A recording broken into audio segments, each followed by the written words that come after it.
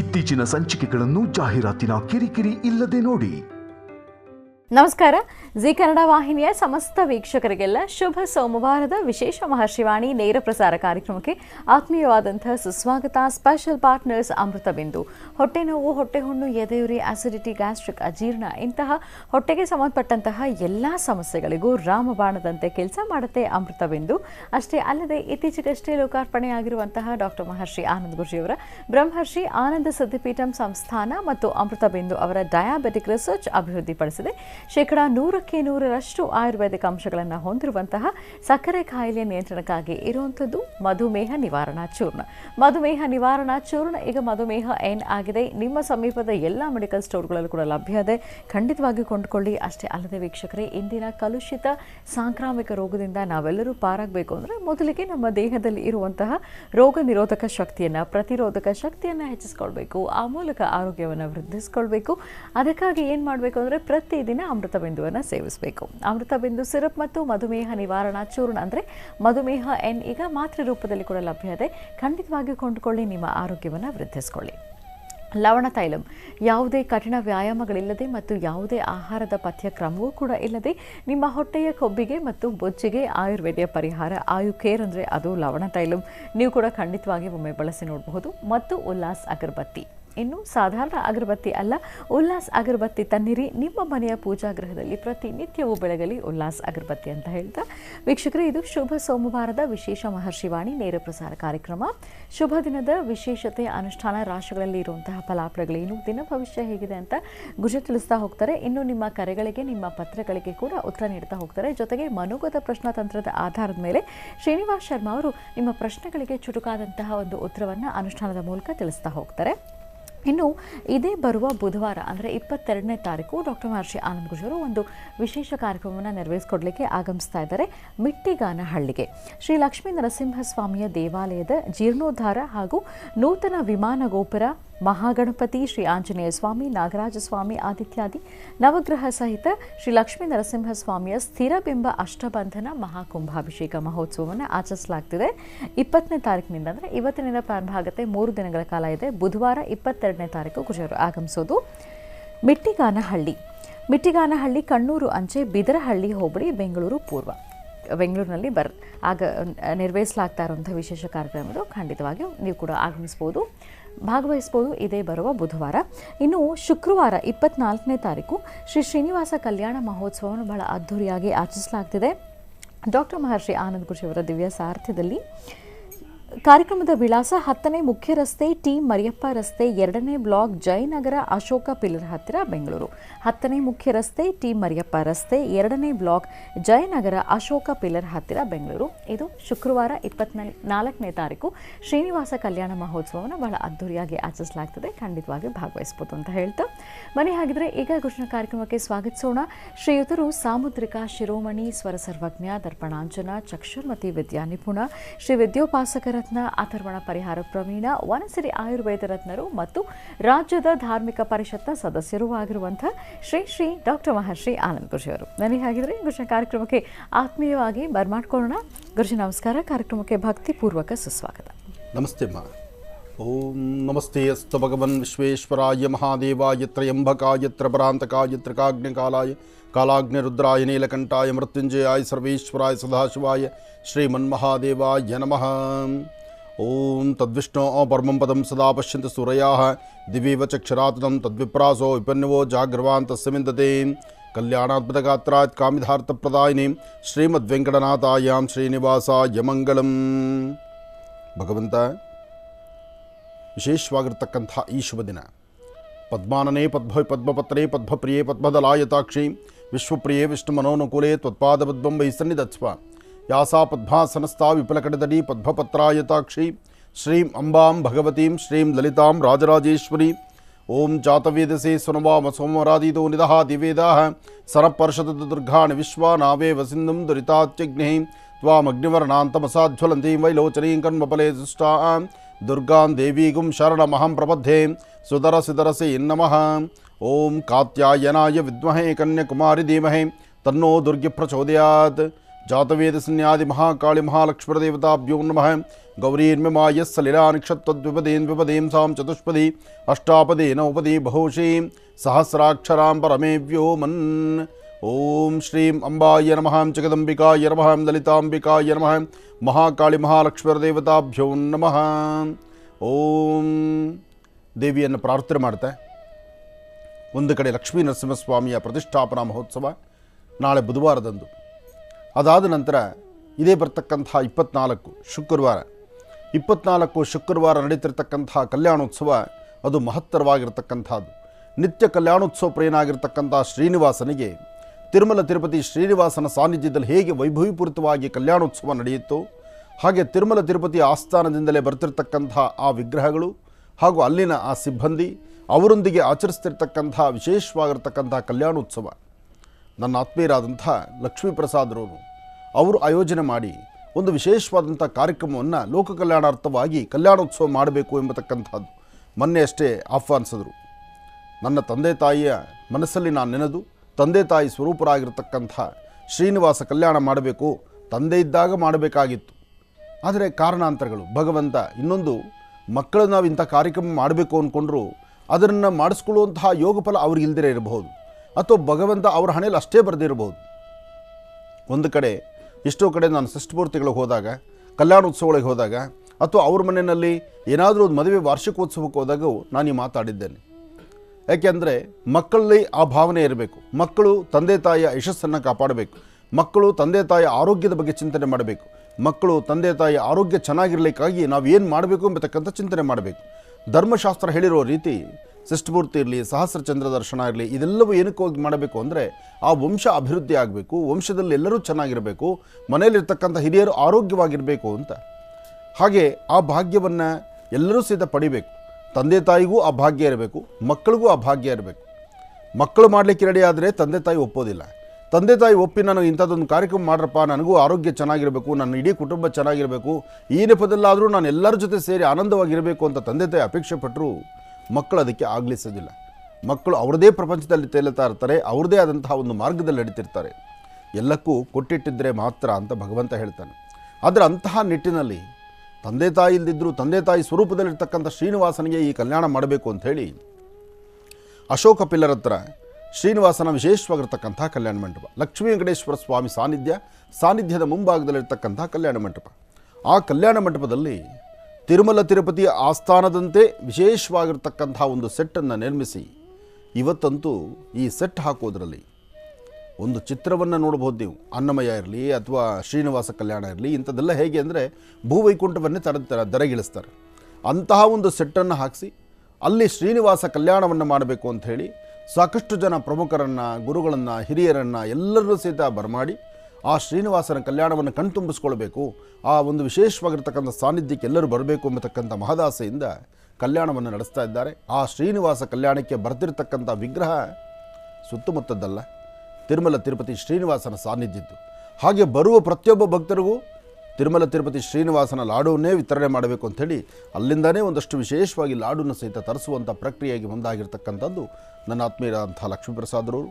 ಇದೇ ಶುಕ್ರವಾರ Ashoka pillar ಸಾನ್ನಿಧ್ಯದ Ashoka pillar ಹತ್ತಿರತಕ್ಕಂಥ Srinivasa Kalyana Mantapa, Lakshmi Venkateshwara ಸ್ವಾಮಿ ದೇವಸ್ಥಾನದ ಮುಂಭಾಗದಲ್ಲಿರ್ತಕ್ಕಂಥ ಈ ಸಾನ್ನಿಧ್ಯದಲ್ಲಿ ನಡೀತಾ ಇದೆ. ಇದೊಂದು ಸಂತೋಷದ ವಿಚಾರ. ಅದು ಶುಭ ಶುಕ್ರವಾರ. ನಿತ್ಯ ಕಲ್ಯಾಣೋತ್ಸವ ಪ್ರಿಯನಿಗೆ ಕಲ್ಯಾಣ ಮಹೋತ್ಸವ ಬೆಂಗಳೂರಿನ ಅಶೋಕ ಪಿಲ್ಲರ್ ಸಾನ್ನಿಧ್ಯದಲ್ಲಿದೆ. ಒಳ್ಳೆಯದಾಗಲಿ. ಈ ಕಾರ್ಯಕ್ರಮಕ್ಕೆ ನಾನು ಬರ್ತಿದ್ದೇನೆ, ನಂದು ಒಂದು ಸೌಭಾಗ್ಯವೇ ಸರಿ. ಹಾಗೆ ತಾವೆಲ್ಲರೂ ಬನ್ನಿ, ಒಳ್ಳೆಯದಾಗಲಿ, ಶುಭವಾಗಲಿ. ಇನ್ನು ಶಿವರಾತ್ರಿ ಆಯಿತು, ಜಾಗರಣೆ ಆಯಿತು, ಪರಮ ಪವಿತ್ರವಾಗಿರ್ತಕ್ಕಂಥ ಗಂಗಾಜಲ ವಿತರಣೆ ಆಯಿತು, ಗಂಗೆಯ ಆರಾಧನೆ ಆಯಿತು. ಬರ್ತಕ್ಕಂಥ ಎಷ್ಟೋ ಜನ ಭಕ್ತರು ಅವರ ಸ್ವಹಸ್ತದಿಂದ ಗಂಗಾಜಲದಲ್ಲಿ ಸ್ವಾಮಿಗೆ ಅಭಿಷೇಕ ಮಾಡಿದ್ದಾಯಿತು. ಹಾಗೆ ಇವತ್ತು ಅಮಾವಾಸ್ಯೆನೂ ಬಂದಾಯಿತು. ಅಮಾವಾಸ್ಯೆ ಆದ ನಂತರ ಮಾಘ ಮಾಸದ ಒಂದೊಂದು ದಿನವೂ ಅಮೂಲ್ಯವಾಗಿರ್ತಕ್ಕಂಥದ್ದು, ಪವಿತ್ರವಾಗಿರ್ತಕ್ಕಂಥದ್ದು. ಇದ್ರ ಬಗ್ಗೆನೇ ನಾವು ಮಾತಾಡ್ತಾ ಬಂದಿದ್ದೀವಿ. ಹಾಗೆ ಮಾಘನೂ ಮುಗಿತಾ ಬಂತು. ಇನ್ನೇನು ಆಗೋಯಿಗೋ ಅಂದರೆ ಅಮಾವಾಸ್ಯೆ ಕಂಪ್ಲೀಟ್ ಆಗೋಯಿತು ಅಂದರೆ ಮಾಘ ಮಾಸ ಮುಗೀತು. ಇನ್ನು ಪಾಲ್ಗುಣಕ್ಕೆ ನಾವು ಕಾಲಿಡ್ತಾ ಇದ್ದೀವಿ. ಮಾಘ ಮಾಸ ಮುಗಿದು ಪಾಲ್ಗುಣ.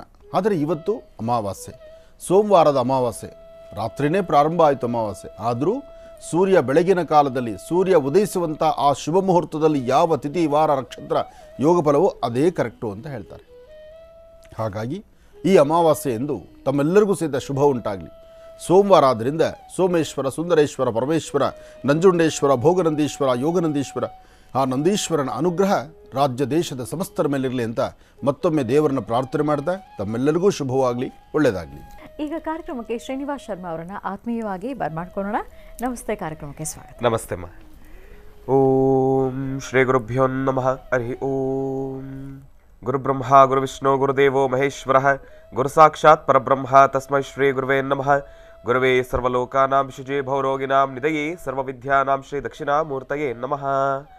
ಜ್ಞಾನಾನಂದಮಯಂ ದೇವಂ ನಿರ್ಮಲಂ ಸ್ಫಟಿಕಾಕೃತಿಂ ಆಧಾರಂ ಸರ್ವವಿದ್ಯಾನಾಂ ಹಯಗ್ರೀಮುಪಾಸ್ಮಹೇ. ಜಗತ ಪಿತರಂ ವಂದೇ ಪಾರ್ವತಿ ಪರಮೇಶ್ವರೌ. ಪ್ರತಿನಿತ್ಯದ ಕಾರ್ಯಕ್ರಮದಂತೆ ಮೊದಲನೇದಾಗಿ ನನ್ನ ಅಜ್ಜಿ ತಾತರವರನ್ನು ಶ್ರದ್ಧಾಭಕ್ತಿಯಿಂದ ಪ್ರಾರ್ಥನೆಯನ್ನು ಮಾಡ್ತಾ, ನನ್ನ ಗುರುಸ್ಥಾನದಲ್ಲಿರ್ತಕ್ಕಂಥ ನನ್ನ ತಂದೆಯವರಾದಂಥ ಆನಂದ್ ಗುರುಜಿಯವರ ಪಾದಬಿಂದುಗಳಿಗೆ ನಮನವನ್ನು ಮಾಡ್ತಾ, ಮತ್ತು ನನ್ನ ಮಾತೃಶ್ರೀಯವರನ್ನು ಕೂಡ ಶ್ರದ್ಧಾಭಕ್ತಿಯಿಂದ ಪ್ರಾರ್ಥನೆಯನ್ನು ಮಾಡ್ತಾ, ಬಹಳ ವಿಶೇಷವಾಗಿ ಸೋಮವಾರ ಸೋಮೇಶ್ವರ, ಸುಂದರೇಶ್ವರ, ಪರಮೇಶ್ವರನ ಸಂಪೂರ್ಣ ಕೃಪಾಶೀರ್ವಾದದೊಂದಿಗೆ ಮನೋಗತ ಪ್ರಶ್ನಾತಂತ್ರವನ್ನು ಪ್ರಾರಂಭ ಮಾಡೋಣ. ತಾವೆಲ್ಲರೂ ಕೂಡ ಇವತ್ತಿನ ದಿವಸ ನೋಡಿ, ಶನಿವಾರ ಶಿವರಾತ್ರಿಯ ವಿಶೇಷತೆ ತಾವೆಲ್ಲರೂ ಕೂಡ ಶ್ರದ್ಧಾಭಕ್ತಿಯಿಂದ ಶಿವನನ್ನು ಆರಾಧನೆಯನ್ನು ಮಾಡಿದ್ದೀರಿ. ಇನ್ನು ಮುಂದೆ ಬರ್ತಕ್ಕಂಥ ಕಷ್ಟ ಕಾರ್ಪಣ್ಯಗಳೆಲ್ಲವೂ ಕೂಡ ಹೇಗೆ ಭಗವಂತ ಕೈಲಾಸದಲ್ಲಿ ಮಂಜಿನಲ್ಲಿ ಕೂತಿದ್ದಾನೋ ಅದೇ ರೀತಿ ಮಂಜಿನ ಗಡ್ಡೆ ಹೇಗೆ ನೀರಾಗಿ ಕರಗಿ ಹೋಗುತ್ತೋ, ನಿಮ್ಮ ಕಷ್ಟಗಳೆಲ್ಲವೂ ಕೂಡ ಅದೇ ರೀತಿ ನೀರಾಗಿ ಕರಗಿ ಹೋಗಲಿ ಅಂತ ನಾನು ಕೂಡ ಭಗವಂತ ಪರಮೇಶ್ವರನಲ್ಲಿ ಶ್ರದ್ಧಾಭಕ್ತಿಯಿಂದ ಪ್ರಾರ್ಥನೆಯನ್ನು ಮಾಡ್ತೇನೆ. 12 ರಾಶಿಗಳಲ್ಲಿರ್ತಕ್ಕಂಥವ್ರು ಪ್ರತಿಯೊಬ್ಬರನ್ನೂ ಕೂಡ ಸುಖ, ಶಾಂತಿ, ನೆಮ್ಮದಿಯಿಂದ ಇರಲಿ ಅಂತ ನಾನು ಕೂಡ ಪರಮೇಶ್ವರನಲ್ಲಿ ಒಂದು ಮನವಿಯನ್ನು ಮಾಡ್ತೇನೆ. ಒಳ್ಳೆಯದಾಗಲಿ, ಶುಭವಾಗಲಿ. ವೀಕ್ಷಕರೇ, ಈಗ ಪ್ರಾರಂಭ ಮಾಡೋಣ ದಿನ ವಿಶೇಷ.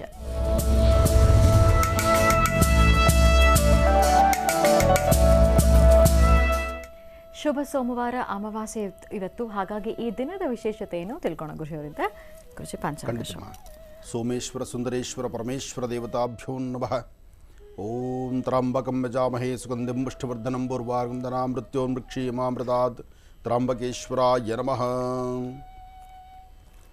ಓಂ ನಮಃ ಶಿವಾಯ. ಓಂ ನಮಃ ಶಿವಾಯ. ಓಂ ನಮಃ ಶಿವಾಯ. ಓಂ ನಮಃ ಶಿವಾಯ. ಓಂ ನಮಃ ಶಿವಾಯ. ಶ್ರೀ ಶುಭಕೃತ್ತಾಮ ಸಂವತ್ಸರೆ ಉತ್ತರಾಯಣಿ ಶಿಶು ಋತು ಮಾಘ ಇನ್ನೂ ಮಾಘ ಮಾಸದಲ್ಲೇ ಇದ್ದೀವಿ ನಾವು. ಇವತ್ತು ಅಮಾವಾಸ್ಯೆನೇ ಅಲ್ವಾ? ಮಾಘ ಮಾಸೆ ಕೃಷ್ಣ ಪಕ್ಷ 20/2/2023 ಸೋಮವಾರ. ಇವತ್ತಿನ ದಿವಸ ಅಮಾವಾಸ್ಯೆ, ಧನಿಷ್ಠ ನಕ್ಷತ್ರ, ಶಿವರಾತ್ರಿ ಅಮಾವಾಸ್ಯೆ ಅಂತಲೂ ಹೇಳ್ತಾರೆ. ಇನ್ನೂ ಕೆಲವು ಕಡೆ ಉತ್ಸವಗಳು ನಡೀತಾನೇ ಇದೆ. ಶಿವರಾತ್ರಿ ಆದರೂ ಶಿವರಾತ್ರಿ ಆದ ಮಾರನೇ ದಿವಸ ರಥೋತ್ಸವಗಳು ಸುಮಾರು ಕಡೆ ಇದೆ. ಅಂದರೆ ನಿನ್ನೆ ಶಿವರಾತ್ರಿ ಮೊನ್ನೆ ಆಯಿತು, ನಿನ್ನೆ ರಥೋತ್ಸವ ಆಯಿತು. ಹಾಗೆ ರಥೋತ್ಸವ ಆದಮೇಲೆ ರಥೋತ್ಸವದ ಆ ಒಂದಷ್ಟು ಆಗಮಶಾಸ್ತ್ರ ಪ್ರಕಾರ ಅನುಷ್ಠಾನಗಳಿದೆಯಲ್ಲ, ಸ್ವಾಮಿಗೆ ಶಯನೋತ್ಸವ, ರಥೋತ್ಸವ, ವಸಂತೋತ್ಸವ, ಡೋಲೋತ್ಸವ, ಅದಾದ ನಂತರ ಗರ್ಭಗುಡಿಗೆ ಸ್ವಾಮಿ ಪ್ರವೇಶ ಮಾಡತಕ್ಕಂಥದ್ದು. ಯಾವುದೇ ಉತ್ಸವಗಳನ್ನು ಮಾಡಬೇಕಾದ್ರೂ ಅದರಲ್ಲೂ 5 ದಿವಸ, 6 ದಿವಸ ಅಥವಾ 9 ದಿವಸ ಅಥವಾ 11 ದಿವಸ ಈ ಪ್ರಕಾರವಾದಂಥ ಉತ್ಸವಗಳು ಮಾಡಬೇಕಾದ್ರೆ ಮಹಾಮೃತ್ತಿಗೆಯನ್ನು ತಂದು ಮೃತ್ತಿಗೆಯಲ್ಲಿ ಧಾನ್ಯಗಳನ್ನು ಹಾಕಿ ಅಂದು ಆ ಬೆಳೆಯನ್ನು ಹಾಕುವಂಥ ಒಂದಷ್ಟು ಪ್ರಕ್ರಿಯೆಗಳನ್ನು ಅದನ್ನು ವಸಂತ ಅಂತ ಹೇಳ್ತಾರೆ, ಮಾಡ್ತಾರೆ. ಅಂತಹ ವಸಂತವನ್ನು ವಿಶೇಷವಾಗಿ ಕಲ್ಯಾಣೋತ್ಸವ ಆಗಿರ್ತಕ್ಕಂತಹ ಕಲ್ಯಾಣದ ದೇವರುಗಳನ್ನು, ಅಂದರೆ ಗಿರಿಜಾ ಕಲ್ಯಾಣ ಅಥವಾ ಸೀತಾರಾಮ ಕಲ್ಯಾಣ ಅಥವಾ ಶ್ರೀನಿವಾಸ ಕಲ್ಯಾಣ, ಈ ಕಲ್ಯಾಣದ ಆ ವಿಶೇಷವಾಗಿರ್ತಕ್ಕಂಥ ವಿಗ್ರಹಗಳನ್ನು ತಂದು ಆ ಒಂದು ಕೊಳದ ಕಡೆನೋ ಅಥವಾ ಕಲ್ಯಾಣಿನೋ, ನದಿಯೋ, ಸಮುದ್ರವೋ ಅಂತಹ ಸಾನ್ನಿಧ್ಯಗಳನ್ನು ನಿಲ್ಲಿಸಿಕೊಂಡು ಅಥವಾ 2 ದೊಡ್ಡದಾದಂತಹ ಕೊಳದಪ್ಪಳೆಗಳಲ್ಲಿ ಅಲ್ಲಿ ಕೆಂಪು ಮತ್ತು ಅರಿಶಿಣದ ನೀರನ್ನು ಮಾಡಿ, ಓಕಳಿ ನೀರು ಮಾಡಿ ಅಲ್ಲಿ ದೇವರನ್ನ ಇಟ್ಟು ಪ್ರಾರ್ಥನೆ ಮಾಡತಕ್ಕಂಥದ್ದು. ಆ ಮಹಾಮೃತ್ತಿಗೆಯಲ್ಲಿ ಆ ಹುತ್ತದ ಮಣ್ಣಿನಿಂದ ಮಾಡಿರ್ತಕ್ಕಂತಹ ಹುತ್ತದ ಮಣ್ಣನ್ನು ತಂದು ಅದರಲ್ಲಿ ಬಿತ್ತನೆ ಬೀಜಗಳನ್ನು ಹಾಕಿ ಅದು ಪೈರು ಬಂದಿರತಕ್ಕಂಥ ಆ ಮೊಳಕೆ ಬಂದಿರತಕ್ಕಂಥದ್ದನ್ನು ಇಟ್ಕೊಂಡು ವಸಂತ ಲಕ್ಷ್ಮೀನಾರಾಯಣನ ಪ್ರಾರ್ಥನೆ ಮಾಡ್ತಕ್ಕಂಥದ್ದು. ವಸಂತ ಲಕ್ಷ್ಮೀನಾರಾಯಣನ ಪ್ರಾರ್ಥನೆ ಮಾಡಿ ಆ ವಸಂತದ ನೀರಿನಲ್ಲಿ ಆ ಧಾನ್ಯಗಳನ್ನು ಹಾಕಿರ್ತಕ್ಕಂಥ ಆ ಮೂಲಿಕೆಗಳನ್ನು ಅದರಲ್ಲಿ ಅದ್ದಿ ಅದನ್ನು ಎಲ್ಲರಿಗೂ ಪ್ರೋಕ್ಷಣೆ ಮಾಡತಕ್ಕಂಥದ್ದು. ಅದೇ ನೀರಲ್ಲೇ ಅಲ್ಲಿ ಯಾರು ಸೇವಾಕರ್ತರಿರ್ತಾರೆ, ಕರ್ತೃಗಳಿರ್ತಾರೆ, ಅಂತಹವರಿಗೆ ಆ ನೀರಿನಿಂದ ಸ್ನಾನ ಆಗುತ್ತೆ, ಪ್ರೋಕ್ಷಣೆ ಆಗುತ್ತೆ. ಪ್ರೋಕ್ಷಣೆ ಆದರೂ ಸರಿ, ಸ್ನಾನವಾದರೂ ಸರಿ. ಅದೇ ಸಮಯದಲ್ಲಿ ಇವತ್ತು ತಿರುಮಲ ತಿರುಪತಿ ಆಸ್ಥಾನದಲ್ಲಿ ಚಕ್ರಸ್ನಾನ ಅಂತ ಇದೆ. ಆ ಚಕ್ರಸ್ನಾನಕ್ಕೆ ಗರ್ಭಗುಡಿಯಿಂದ ಯಾವುದೇ ಉತ್ಸವಗಳಾಗಬೇಕಾದರೂ, ದೇವರು ಉತ್ಸವಕ್ಕೆ ಹೊರಗಡೆ ಬರಬೇಕಾದ್ರೆ ಮೊದಲು ಚಕ್ರ ಆಳ್ವಾರು ಹೊರಗಡೆ ಬರ್ತಾರೆ. ಆ ಚಕ್ರ ಆಳ್ವಾರನ್ನು ಹೊರಗಡೆ ತಂದು ದೇವಾಲಯದ ಆ ಪ್ರಾಕಾರ ಮಂಟಪದಲ್ಲಿ ಚಕ್ರ ಆಳ್ವಾರನ್ನ ಪ್ರದಕ್ಷಿಣಾಕಾರ ಸುತ್ತಿಸಿ, ಅದಾದ ನಂತರ ಅಥವಾ ಕೆಲವಷ್ಟು ಬೇರೆ ದೇವಾಲಯಗಳಲ್ಲಿ ಅಲ್ಲಿನ ಪದ್ಧತಿ ಹೇಗಿರುತ್ತೆ ಅಂದರೆ ಚಿಕ್ಕದಾದಂತಹ ಉತ್ಸವ ಮೂರ್ತಿಯನ್ನು ತಗೊಂಡು ದೇವಾಲಯದ ಸುತ್ತಮುತ್ತ ಪ್ರಾಂತ್ಯಗಳಲ್ಲೆಲ್ಲ ಸಹಿತ ತಾಯಿನ ಓಡಾಡಿಸಿ ದೇವರನ್ನ ಓಡಾಡಿಸಿ ಅಲ್ಲಿ ಬಲಿಯನ್ನವನ್ನು ಹಾಕುವಂಥದ್ದು. ಅಂದರೆ ಬ್ರಹ್ಮದ ರಥದ ಮೇಲೆ ಆ ವಿಶೇಷವಾಗಿರ್ತಕ್ಕಂಥ ಬ್ರಹ್ಮ ರಥೋತ್ಸವ, ಆ ರಥೋತ್ಸವದಲ್ಲಿ ದೇವರು ಕೂತ್ಕೊಳ್ಬೇಕಾದ್ರೆ ದೇವರು ಕೂತು ಎಲ್ಲಿವರೆಗೂ ರಥವನ್ನು ಎಳಿತಾರೋ ಅಲ್ಲಿವರೆಗೂ ದ್ವಾರಪಾಲಕರನ್ನು 3 ದಿವಸ ಮುಂಚಿತವಾಗಿ ಅಲ್ಲಿ ಸ್ಥಾಪನೆ ಮಾಡ್ತಾರೆ. ಬಹುಶಃ ನೀವು ಜಾತ್ರೆ, ಜನ್ಮೋತ್ಸವ, ರಥೋತ್ಸವಗಳು ನೋಡಿದರೆ ನಿಮಗೆ ಅದರ ಅರಿವಾಗುತ್ತೆ, ಗೊತ್ತಾಗುತ್ತೆ. ಆಗ ಪುಟ್ಟದಾದಂತಹ ಉತ್ಸವ ಮೂರ್ತಿಯನ್ನು ತಂದು ಆ ಉತ್ಸವ ಮೂರ್ತಿಯನ್ನು ಉಯ್ಯಾಲೆ ತೊಟ್ಟಲಲ್ಲಿ ಇಟ್ಕೊಂಡು ಅಲ್ಲಿ ಎಲ್ಲಿವರೆಗೂ ರಥ ಬರುತ್ತೋ ಅಲ್ಲಿವರೆಗೂ ರಥಬೀದಿ ಎಲ್ಲಿ ಬರುತ್ತೋ ರಾಜಬೀದಿ ರಥಬೀದಿ ಅಂತೇನಿದೆಯೋ ಅಲ್ಲಿ ಪ್ರತಿ ದಿವಸ ಬೆಳಗ್ಗೆ ಮತ್ತು ಸಾಯಂಕಾಲ ಎರಡೂ ಕಾಲದಲ್ಲೂ ಸಹಿತ ಬಲಿಯನ್ನವನ್ನು ಹಾಕ್ತಾರೆ. ಬಲಿಯನ್ನವನ್ನು ಹಾಕಿ ಒಂದೊಂದು ಸಾನ್ನಿಧ್ಯದಲ್ಲಿ ಒಂದೊಂದು ದೇವತೆಗಳನ್ನು ಆವಾಹನೆ ಮಾಡಿ ಅಲ್ಲಿ ನಿಲ್ಲಿಸ್ತಾರೆ. ಅಂದರೆ ಈಗ ಇವತ್ತಿನ ಪ್ರೋಟೋಕಾಲ್ ಅಂತ ಏನು ಹೇಳ್ತಾರೋ ಹಾಗೆ ದೇವರು ಬರಬೇಕಾದ್ರೆ ಆ ಪ್ರೋಟೋಕಾಲ್ ಇದೆ. ದೇವಾನುದೇವತೆಗಳ ಕಾಲದಿಂದಲೂ ರಥೋತ್ಸವ, ರಥದಲ್ಲಿ ದೇವರು ಬರಬೇಕಾದ್ರೆ ಆ ಬ್ರಹ್ಮರಥದ ಮೇಲೆ ದೇವರು ಕೂತ್ಕೊಂಡು ಆ ಎಲ್ಲಿವರೆಗೂ ರಥ ಬರುತ್ತೋ ಅಲ್ಲಿವರೆಗೂ ಬಂದು ಹೋಗಬೇಕಾದ್ರೆ ಅಲ್ಲಿ ಸಾಮಾನ್ಯವಾಗಿ ಮೊದಲೇ ಒಂದು ಪ್ರೋಟೋಕಾಲ್ ಪ್ರಕಾರ ಅಥವಾ ದೇವತೆಗಳನ್ನು, ಅಲ್ಲಿ ದ್ವಾರಪಾಲಕರನ್ನು, ಅಲ್ಲಿರ್ತಕ್ಕಂಥ ಅಷ್ಟದಿಕ್ಪಾಲಕರನ್ನು ಕರೆದು ಆಯಾ ಸಾನ್ನಿಧ್ಯಗಳನ್ನು ಕೊಟ್ಟು ನೀವು ಇಲ್ಲಿರಬೇಕು, ದೇವರು ಬಂದು ಹೋಗೋ ತನಕ ಇದರ ಜವಾಬ್ದಾರಿ ನೋಡಬೇಕು ಅಂತ ಹೇಳಿ ಹೇಳುವಂಥ ಕ್ರಮ ಆಗಮಶಾಸ್ತ್ರದಲ್ಲಿದೆ. ಹಾಗೆ ಇವತ್ತು ಸಹಿತ ಸಾಕಷ್ಟು ದೇವಾಲಯಗಳಲ್ಲಿ ಆ ಅನುಷ್ಠಾನ ಆಗ್ತಾ ಇರುತ್ತೆ. ಮೊನ್ನೆ ಶಿವರಾತ್ರಿ ಎಂದು ಗಿರಿಜಾ ಕಲ್ಯಾಣ ಎಷ್ಟೋ ಕಡೆ ನಡೆದಿದೆ. ಅಂದರೆ ಶಿವರಾತ್ರಿ ಗಿರಿಜಾ ಕಲ್ಯಾಣ, ಶಿವರಾತ್ರಿ ಆದ ಮಾರನೇ ದಿವಸ ರಥೋತ್ಸವ, ರಥೋತ್ಸವ ಆದ ಮಾರನೇ ಅವತ್ತಿನ ಸಂಜೆ ಧೂಳೋತ್ಸವ, ಧೂಳೋತ್ಸವ ಆದಮೇಲೆ ವಸಂತೋತ್ಸವ, ಹೀಗೆ ಒಂದೊಂದು ಉತ್ಸವಗಳು ನಡೀತಾ ಹೋಗುತ್ತೆ. ಇನ್ನೂ 1-2 ದಿನದ ಕಾಲ ನಿರಂತರವಾದಂತಹ ಉತ್ಸವಗಳನ್ನು ನಾವು ನೋಡ್ಬೋದು. ಒಂದೊಂದು ಕಡೆಯೂ ಒಂದೊಂದು ಉತ್ಸವಗಳಿದೆ. ಇನ್ನು ಉತ್ತರ ಕರ್ನಾಟಕ ಬಂದರೆ ಅಲ್ಲಿ ಭಾಗದಲ್ಲಿರ್ತಕ್ಕಂತಹ ಮಠಗಳಲ್ಲಿ, ಆ ಭಾಗದಲ್ಲಿರ್ತಕ್ಕಂತಹ ಮಠಗಳಲ್ಲಂತೂ ವೈಭವಪೂರಿತವಾಗಿರ್ತಕ್ಕಂಥ ರಥೋತ್ಸವ, ಬುತ್ತಿ ಊಟ ಬರುತ್ತೆ, ಮತ್ತು ಒಂದಷ್ಟು ರೊಟ್ಟಿ ಜಾತ್ರೆ ಆಗುತ್ತೆ, ಒಂದಷ್ಟು ಬೇರೆ ಬೇರೆ ಥರ ಜಾತ್ರೆಗಳಾಗುತ್ತೆ. ಇನ್ನು ಮಂಗಳೂರು ಈ ಭಾಗದಲ್ಲೇ ಬಂದರೆ ಅಲ್ಲಿ ಹರಕೆ ಕಾಣಿಕೆ ಅಂತ ಕೊಡುವಂಥದ್ದು ಇರುತ್ತೆ. ಒಟ್ಟಾರೆ ಹೇಳಬೇಕಂದ್ರೆ ಭಕ್ತರಿಂದ ಭಗವಂತನ ಸಾನ್ನಿಧ್ಯದಲ್ಲಿ ನಡೆಯುವಂತಹ ವೈಭವಪೂರಿತವಾದಂತಹ ಅನುಷ್ಠಾನಗಳನ್ನು ಈ ಶಿವರಾತ್ರಿ, ಈ ವಿಶೇಷವಾದ ಪರ್ವಕಾಲಗಳಲ್ಲಿ ನಾವು ನೋಡ್ಬೋದು. ಭಕ್ತರು ಯಥೇಚ್ಛವಾದಂಥ ಸೇವೆಯನ್ನು ಮಾಡುವಂಥವ್ರು ಇರ್ತಾರೆ. ಅದನ್ನು ಟೀಕಾಪ್ರಹಾಣಿಗಳು ಮಾಡ್ತಕ್ಕಂಥವ್ರು ಇರ್ತಾರೆ.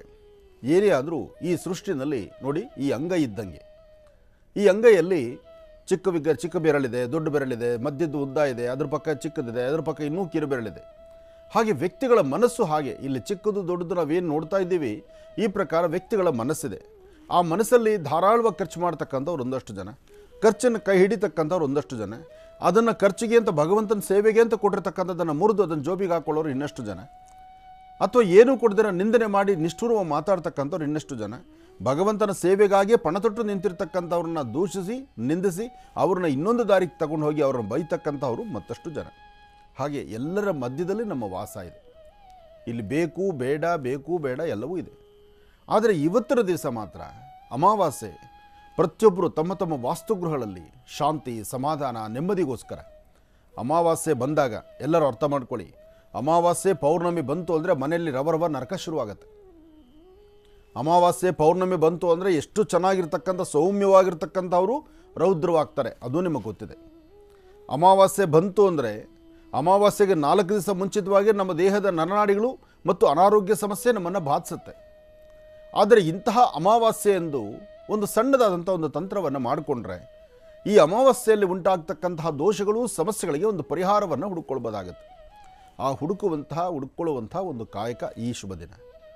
ಆದರೂ ಎಲ್ಲರೂ ಸೋಮೇಶ್ವರ, ಸುಂದರೇಶ್ವರ, ಪರಮೇಶ್ವರನ ಪ್ರಾರ್ಥನೆ ಮಾಡ್ತಾ, ಧನಿಷ್ಠಾ ನಕ್ಷತ್ರವೂ ಇವತ್ತಾದ್ದರಿಂದ ಅಮಾವಾಸ್ಯೆ, ಧನಿಷ್ಠಾ ನಕ್ಷತ್ರ, ಸೋಮವಾರ ಈ ಶುಭ ದಿನ. ಆದರೆ ಇವತ್ತು ಏನೆಲ್ಲ ವಿಶೇಷತೆ ಇದೆ ಅದನ್ನು ತಿಳ್ಕೊಳ್ತಾ ಹೋಗೋಣ. ಕೂತ್ಕೊಳ್ಳಿ. ಪಂಚಾಂಗ ಆಯಿತು, ದೇವಾಲಯ, ದೇವರ ಒಂದು ಪ್ರತಿಷ್ಠಾಪನೆ ಮತ್ತು ಕುಂಭಾಭಿಷೇಕ ಹೇಗೆ ವಿಶೇಷ, ಮತ್ತು ಜಾತ್ರಾ, ಜನ್ಮೋತ್ಸವ, ರಥೋತ್ಸವಗಳು ಹೇಗಿರುತ್ತೆ ಎಲ್ಲವೂ ಸಹಿತ ವೈಭವಪೂರಿತವಾಗಿರತಕ್ಕಂಥದ್ದೇ. ನೋಡಿ, ವರ್ಷಕ್ಕೆ ಒಂದಾವರ್ತಿ, ವರ್ಷಕ್ಕೆ ಒಂದೇ ಸತಿ ಎಳೆಯುವಂತಹ ಬ್ರಹ್ಮರಥ. ಇವತ್ತು ಕೊಲ್ಲೂರು ಶ್ರೀ ಕ್ಷೇತ್ರದಲ್ಲಿ ಸುಮಾರು ವರ್ಷಗಳ ಇತಿಹಾಸ ಒಂದು ರಥೋತ್ಸವ. ಅದಾದ ನಂತರ ನೂತನವಾದಂತಹ ಒಂದು ರಥವನ್ನು ಈಗ ಈ ವರ್ಷ ಅದು ರಥ ಬಂದಿರತಕ್ಕಂಥದ್ದಿದೆ. ಕಳೆದ ಬಾರಿ 100 ವರ್ಷಗಳ ಹಿಂದೆ ಯಾವ ಪುಣ್ಯಾತ್ಮರು ರಥವನ್ನು ನಿರ್ಮಿಸಿದ್ರು, ಯಾರು ಅದಕ್ಕೆ ಸಹಾಯ ನಡೆಸಿದ್ರು, ಅಥವಾ ಯಾವ ಭಕ್ತ ಶಿರೋಮಣಿಗಳದನ್ನು ನಡೆಸಿದ್ರು. ಆದರೆ ಈ ಬಾರಿ ಅಂತೂ ನಮ್ಮ ಆರ್ ಎನ್ ಶೆಟ್ಟರವರ ಕುಟುಂಬ ಒಂದು ರಥವನ್ನು ದೇವಾಲಯಕ್ಕೆ ಕಾಣಿಕೆ ಹಾಕಿಕೊಟ್ಟಿದೆ. ಅಂದರೆ ಅವರು ಸೇವೆಯನ್ನು ಸಲ್ಲಿಸಿದ್ದಾರೆ. ಅವ್ರ ತಂದೆ ಸೇವೆಯೇ ಅಷ್ಟೊಂದಿದೆ, ಹಾಗೆ ಮಗ ಸಹಿತ ಅದೇ ದಾರಿಯಲ್ಲಿ ಸೇವೆ ಮಾಡ್ತಕ್ಕಂಥದ್ದು. ಹಾಗೆ ಭಗವಂತ ಕೊಟ್ಟದ್ದನ್ನು ಹೇಗೆ ವಿನಿಯೋಗ ಮಾಡಬೇಕು ಅಂತಕ್ಕಂಥದ್ದನ್ನು ಕೆಲವರು ನೋಡಿ ನಾವು ಕಲಿಬೇಕಾಗತ್ತೆ. ಸಮುದ್ರ ಜೊತೆಗೆ ಕೆರೆ ನೀರು ಕೆರೆಗೆ ಚೆಲ್ತಕ್ಕಂಥದ್ದು, ಯಾವುದು ನಮ್ಮದಲ್ಲ, ಯಾವುದು ತೊಗೊಂಡು ಹೋಗ್ತಕ್ಕಂಥದ್ದಲ್ಲ. ಆರ್ ಎನ್ ಶೆಟ್ಟರು ಅವರಿರುವ ಕಾಲ ಎಷ್ಟು ದಾನ ಧರ್ಮ ಪೂಜೆ ಪುನಸ್ಕಾರ ದೇವರು ಮತ್ತು ಮುರುಡೇಶ್ವರ ಅಂದರೆ ಆರ್ ಎನ್ ಶೆಟ್ಟರು ಅಂತ ಹೆಸರಿದೆ ಇವತ್ತು. ಆರ್ ಎನ್ ಶೆಟ್ಟರು ಅಂದರೆ ಮುರುಡೇಶ್ವರ, ಮುರುಡೇಶ್ವರ ಅಂದರೆ ಆರ್ ಎನ್ ಶೆಟ್ಟರು. ಅಂತಹ ಒಂದು ಸೇವೆಗಳನ್ನು ನಡೆಸಿದ್ದಾರೆ. ಅಲ್ಲಿರ್ತಕ್ಕಂಥ ಒಂದು ಬೃಹತ್ ಮಟ್ಟದ ಶಿವನ್ನ ಅವರು ಅವತ್ತಿನ ದಿವಸನೇ ಅದನ್ನು ಅಲ್ಲಿ ಪ್ರತಿಷ್ಠಾಪಿಸಿ ಇವತ್ತು ಬರ್ತಕ್ಕಂಥ ಯಾತ್ರಿಕರಿಗೆ, ಆ ದೇವಾಲಯಕ್ಕೆ ಬರೋ ಭಕ್ತರಿಗೆ ಒಂದು ವಿಶೇಷವಾದಂಥ ರೀತಿ ಆ ಗೋಪುರ, ರಾಜಗೋಪುರ ಹಬ್ಬಬ್ಬ ಎರಡು ಕಣ್ಣು ಸಾಲದು. ಅಂಥ ಗೋಪುರ ತಂದೆ ಮಾಡಿದ್ರು, ಮಗ ಇವತ್ತಿನ ದಿವಸ ಅಂತಹ ಒಂದು ವಿಶೇಷವಾಗಿರ್ತಕ್ಕಂಥ ಸಾನ್ನಿಧ್ಯದಲ್ಲಿ ಕೊಲ್ಲೂರು ಶ್ರೀ ಕ್ಷೇತ್ರದಲ್ಲಿ ಒಂದು ಬೃಹತ್ ಮಟ್ಟದ ಬ್ರಹ್ಮಾಂಡ ರಥವನ್ನೇ ಆ ತಾಯಿಗೆ ಸಮರ್ಪಣೆ ಮಾಡಿದ್ದಾರೆ. ಅಂದರೆ ಆ ಮನಸ್ಸು ಬರಬೇಕು. ಬಕ್ಕಸ ತುಂಬ ಹಣ ಇದ್ದರೆ ಸಾಲದು, ಅಥವಾ ದೇವ ಸ್ಥಿತಿ ಆಸ್ತಿಗಳನ್ನು ಅಂತಸ್ತುಗಳನ್ನು ಬೇಕಾದಷ್ಟು ಕೊಟ್ಟರೆ ಸಾಲದು. ಕೊಟ್ಟಿರ್ತಕ್ಕಂಥದ್ದನ್ನು ಭಗವಂತನಿಗೆ ಹೇಗೆ ಸದ್ವಿನಿಯೋಗ ಮಾಡಬೇಕು ಎಂಬತಕ್ಕಂಥ ಚಿಂತನೆ ಇದೆಯಲ್ಲ, ಅದು ಬಹಳ ಮುಖ್ಯ. ಹಾಗೆ ಆರ್ ಎನ್ ಶೆಟ್ಟರವರ ಕುಟುಂಬ, ಅವರ ಮಗ, ಅವರು ತೆಗೆದುಕೊಂಡಿರೋ ತೀರ್ಮಾನ ಬಹಳ ಮೆಚ್ಚುವಂತಹದ್ದು. ಒಳ್ಳೆಯದನ್ನು ಒಳ್ಳೆಯದು ಅಂತ ಹೇಳೋದ್ರಲ್ಲಿ ಏನದಕ್ಕೆ ಅಸಮಾಧಾನ ಇರುತ್ತೆ. ಆ ಒಳ್ಳೆಯದು ಒಳ್ಳೆಯದೇ ಯಾವತ್ತೂ. ಅಂತಹದ್ದು ಈ ಬಾರಿ ಕೊಲ್ಲೂರು ಶ್ರೀ ಕ್ಷೇತ್ರ ಮೂಕಾಂಬಿಕೆಯ ಸಾನ್ನಿಧ್ಯದಲ್ಲಿ ನೂತನ ರಥ ಅಲ್ಲಿಗೆ ಬರ್ತಿರ್ತಕ್ಕಂಥದ್ದು. ಆ ರಥದ ಮೇಲೆ ತಾಯಿ ವಿರಾಜಮಾನಲಾಗಿ ಕೂತು ಬರ್ತಕ್ಕಂಥ ಭಕ್ತರಿಗೆ ದರ್ಶನ ಕೊಡುವಂತಹದ್ದು ಇದೊಂದು ವಿಶೇಷವೇ ಸರಿ. ಹೀಗೆ ರಥೋತ್ಸವಗಳು ಹೀಗೆಲ್ಲ ಇರ್ತಕ್ಕಂಥದ್ದು. ಒಳ್ಳೆಯದಾಗಲಿ, ಶುಭವಾಗಲಿ. ಇನ್ನು ಇವತ್ತಿನ ಕಾಯಕ ಅಮಾವಾಸ್ಯೆ, ಆಗಲೇ ನಾನು ಹೇಳಿದೆ, ಅಮಾವಾಸ್ಯೆ ಪೌರ್ಣಮಿ ಅಂತ ಬಂದರೆ ಒಂದಷ್ಟು ಕಡೆ ಸಮಸ್ಯೆಗಳಂತಕ್ಕಂಥದ್ದು ಇದ್ದೇ ಇರುತ್ತೆ. ಆ ಸಮಸ್ಯೆಗಳನ್ನು ಹೇಗೆ ಹೊಡೆದೋಡಿಸಬೇಕು, ಸಮಸ್ಯೆಗಳಿಂದ ಹೇಗೆ ಮುಕ್ತರಾಗಬೇಕು, ಅದು ಬಹಳ ಮುಖ್ಯ. ಇದಕ್ಕಾಗಿ ಇವತ್ತು ಅಮಾವಾಸ್ಯೆ ಯಾರೇ ಆಗಿದ್ರೂ ಸಹಿತ, ಯಾವುದೇ ಕುಟುಂಬದವರಾದರೂ, ಇಲ್ಲಿ ಜಾತಿ ಮತ ಭೇದ ಪಂಥಗಳು ಏನೂ ಇಲ್ಲ. ಅರ್ಥ ಮಾಡ್ಕೋಬೇಕಾಗಿದೆ. ಕೆಲವಷ್ಟು ಜನ ಕೆಲವಷ್ಟು ನೀಚವಾಗಿ ಮಾತಾಡ್ಕೊಳ್ತಕ್ಕಂಥವ್ರು ಇರ್ತಾರೆ. ಏನೇ ಮಾತಾಡಿದ್ರು ಸಮಸ್ಯೆ ಅಂತಿದ್ದಾಗ ಪರಿಹಾರ ಹುಡುಕಬೇಕಾದಷ್ಟೇ. ಸಮಸ್ಯೆಗೊಂದು ಪರಿಹಾರ ಬೇಕು. ಮನುಷ್ಯ ದಿನ ನೋಡಿ, ದಿನ ಕಳೀತಕ್ಕಂಥದ್ದು ಗೊತ್ತಿಲ್ಲ. ನಾವು ಮಾಘ ಮಾಸ ಹೇಳ್ತಾನೆ ಬಂದ್ವಿ. ಆ ಮಾಘ ಮಾಸ ಮುಗಿದು ಹೋಯಿತು. ಇನ್ನು ಮಾಘ ಮಾಸ ಬರಬೇಕಾದ್ರೆ ಇನ್ನು ವರ್ಷ ನಾವು ಕಾಯಬೇಕು. ಹಾಗೆ ದಿನ ಯಾರಿಂದಲೂ ನಾನು ಹೇಳಿದಿದ್ರು ದಿನ ನಿಲ್ಲುವಂಥದ್ದಲ್ಲ. ದಿನದ 24 ಗಂಟೆ ಸೂರ್ಯ ಬರ್ತಾನೆ, ಚಂದ್ರ ಬರ್ತಾನೆ, ಆ ದಿನ ಮುಗಿಸ್ಕೊಂಡು ಹೊರಟೋಗ್ತಾ ಇರ್ತಾರೆ. ಇಲ್ಲಿ ಸ್ಥಿರವಾಗಿ ನಿಂತಿರ್ತಕ್ಕಂಥವ್ರು, ಆ ಚಂದ್ರಾರ್ಕವಾಗಿರ್ತಕ್ಕಂಥವ್ರು ಸೂರ್ಯಚಂದ್ರರ ಮಾತ್ರ. ಆನಂದ್ ಗುರುಜಿನೂ ಶಾಶ್ವತ ಅಲ್ಲ, ಇನ್ನೊಬ್ಬರು ಶಾಶ್ವತವಲ್ಲ. ನಮ್ಮ ಕಾಯಕ, ನಮ್ಮ ಬಸ್ ಸ್ಟಾಪ್ ಬಂದರೆ ಇಳಿದು ಹೋಗ್ತಾ ಇರ್ಬೇಕು ನಾವು. ಆದರೆ ಇರುವ ತನಕ ಏನನ್ನು ಮಾಡಿದ್ದೀವಿ, ಏನು ನಾವು ಪ್ರಚಾರ ಮಾಡಿದ್ದೀವಿ, ಏನು ನಡೆದಿದೆ, ಯಾವ ಧರ್ಮ ಸಂಸ್ಕೃತಿ ಸಂಪ್ರದಾಯ, ಮುಂದಿನ ಪೀಳಿಗೆಗೆ ನಾವು ಏನು ವಿಚಾರ ಕೊಟ್ಟಿದ್ದೀವಿ, ಹಿಂದಿನ ಪದ್ಧತಿ ಏನಿದೆ, ಆ ಪದ್ಧತಿಗಳನ್ನು ಸಮಂಜಸವಾಗಿ ನಡೆಸ್ಕೊಂಡು ಹೋಗಬೇಕಾದ್ದು ಧರ್ಮ. ಹಾಗಾಗಿ ಹಿಂದಿನ ಕಾಯಕವನ್ನು ಹಿರಿಯರು, ಗುರುಗಳು, ಜ್ಞಾನಿಗಳು, ವಿಜ್ಞಾನಿಗಳು, ಮಹರ್ಷಿಗಳು ಅವರು ಏನೆಲ್ಲ ಬರೆದಿದ್ದಾರೆ ಗ್ರಂಥಾಧಾರಿತವಾಗಿ ಅದನ್ನು ತಿಳಿ ಹೇಳ್ತಕ್ಕಂಥ ಕಾಯಕ ಇವತ್ತು ನನ್ನ ಸುಪುತ್ರ ಮಾಡ್ತಾ ಇದ್ದೀವಿ. ಹಾಗೆ ಅಮಾವಾಸ್ಯೆ ಪೌರ್ಣಮಿ ಅಂತ ಬಂದಾಗ ಕೆಲವಷ್ಟು ವಾಸ್ತುಗಳಲ್ಲಿ ರವ ನರಕ ಶುರುವಾಗುತ್ತೆ. ಅಮಾವಾಸ್ಯೆ ಪೌರ್ಣಮಿ 3 ದಿವಸ ಮುಂಚೆನೇ ಶುರುವಾಗ್ಬಿಡುತ್ತೆ. ಮನೆಗಳಲ್ಲಿ ಜಗಳ, ಗಲಾಟೆ, ಕದನ, ಒಬ್ರಿಗೊಬ್ರು ಮುಖ ನೋಡಲ್ಲ, ನೋಡ್ಲಿಕ್ಕೆ ಆಗೋದಿಲ್ಲ. ಅದರಲ್ಲಿ ಇರ್ತಕ್ಕಂಥವ್ರು 4 ಜನ 4 ದಿಕ್ಕಾಗ್ಬಿಡ್ತಾರೆ. ಅಮಾವಾಸ್ಯೆ ಪೌರ್ಣಮಿ ಬಂತು ಅಂದರೆ ಬೀಳೋದು ಹೇಳೋದು ಸಾಕಷ್ಟು. ಅಮಾವಾಸ್ಯೆ ಪೌರ್ಣಮಿ ಬಂತು ಅಂದರೆ ಒಂದು ಮಾರ್ಗದಲ್ಲಿ ಯಾವುದೋ ಒಂದು ರಸ್ತೆ ಇರುತ್ತೆ, ಆ ರಸ್ತೆಯಲ್ಲಿ ಪರ್ಟಿಕ್ಯುಲರ್ ಅಲ್ಲಿ ಬೀಳ್ತಾರೆ. ಅಲ್ಲಿ ಬೀಳೋದು, ಆಕ್ಸಿಡೆಂಟ್ ಆಗೋದು, ಸಮಸ್ಯೆ ಆಗೋದು, ಅಲ್ಲಿ ಯಾರನ್ನ ಸಾವು ನೋವು ಎಲ್ಲವೂ ನೋಡ್ತಾ ಇರ್ತೀವಿ ನಾವು. ಅಷ್ಟೇ ಯಾಕೆ, ಅಮಾವಾಸ್ಯೆ ಪೌರ್ಣಮಿ ಬಂತು ಅಂದರೆ ಭಯದ ವಾತಾವರಣ, ಮನುಷ್ಯನಿಗೆ ಅರಿವಿಲ್ದಿರೇ ಭಯ ಬಂದುಬಿಡುತ್ತೆ. ಏನೋ ಒಂದು ರೀತಿ ಆತರಿಸುತ್ತೆ. ಆ ಆವರಣ ಹೇಗೆ ಬರುತ್ತೆ? 27 ನಕ್ಷತ್ರಗಳು 12 ರಾಶಿಗಳಿಗೆ ಸಂಬಂಧಪಟ್ಟಂಗೆ ನಭೋಮಂಡಲ ಗ್ರಹಮಂಡಲದಲ್ಲಿ ಒಂದಷ್ಟು ವೈಪರೀತ್ಯಗಳಾಗ್ತಾ ಇರುತ್ತೆ. ಅದಕ್ಕೋಸ್ಕರನೇ ಅಮಾವಾಸ್ಯೆ ಪೌರ್ಣಮಿ ಬಂತು ಅಂದರೆ ಎಚ್ಚರಿಕೆ ವಹಿಸಬೇಕು ಅಂತ ಹೇಳ್ತಾರೆ. ಆದರೆ ಅಮಾವಾಸ್ಯೆ ಪೌರ್ಣಮಿ ಯಾರೊಬ್ಬರು ವಾಸ್ತುಗೃಹದಲ್ಲಾದರೂ ಜನರಲ್ಲಾಗಿ ನೀವು ಮಾಡ್ಕೊಳ್ಳೋವಂಥದ್ದು. ಈ ಸಮಸ್ಯೆಯಿಂದ ಹೊರಗಡೆ ಬರಬೇಕಾದ್ರೆ ಒಂದು ನಿಂಬೆಹಣ್ಣು, ಒಂದು ತಾಮ್ರದ ತಂಬಿಗೆ, ಅದರಲ್ಲೊಂದಿಷ್ಟು ಕೆಂಪು ನೀರು, ಅದಕ್ಕೊಂದು ಕಬ್ಬಿಣದ ಮಳೆ, ಒಂದು ಚಿಟಿಕೆ ಬಿಳಿ ಸಾಸಿವೆ, ಒಂದು ಚಿಟಿಕೆಯಷ್ಟು ಅಕ್ಕಿ, ಒಂದು ಚಿಟಿಕೆಯಷ್ಟು ಉಪ್ಪು ಅಥವಾ ಲವಣ, ಉಪ್ಪು ಎರಡು ಒಂದೇ, ಉಪ್ಪು, ಇದಿಷ್ಟನ್ನು ಸಹಿತ ತಾಮ್ರ ತಂಬಿಗೆ ಹಾಕ್ಬಿಡ್ಬೇಕು. ಆ ನಿಂಬೆಹಣ್ಣನ್ನು ದೃಷ್ಟಿ ತೆಗೆದು ಅದಕ್ಕೊಂದು ಕಬ್ಬಿಣದ ಮಳೆಯನ್ನು ಚುಚ್ಚಿ ಅದನ್ನು ಸಹಿತ ಈ ತಾಮ್ರ ತಂಬಿಗೆಯಲ್ಲಿ ಹಾಕಬೇಕು. ಹಾಕಿ ಮನೆಯ ಪ್ರಧಾನ ದ್ವಾರದಲ್ಲಿ ನೀವು ನಾಳೆ ಅಮಾವಾಸ್ಯೆ ಅನ್ಬೇಕಾದ್ರೆ ಇವತ್ತೇ ಮಾಡ್ಬೋದು.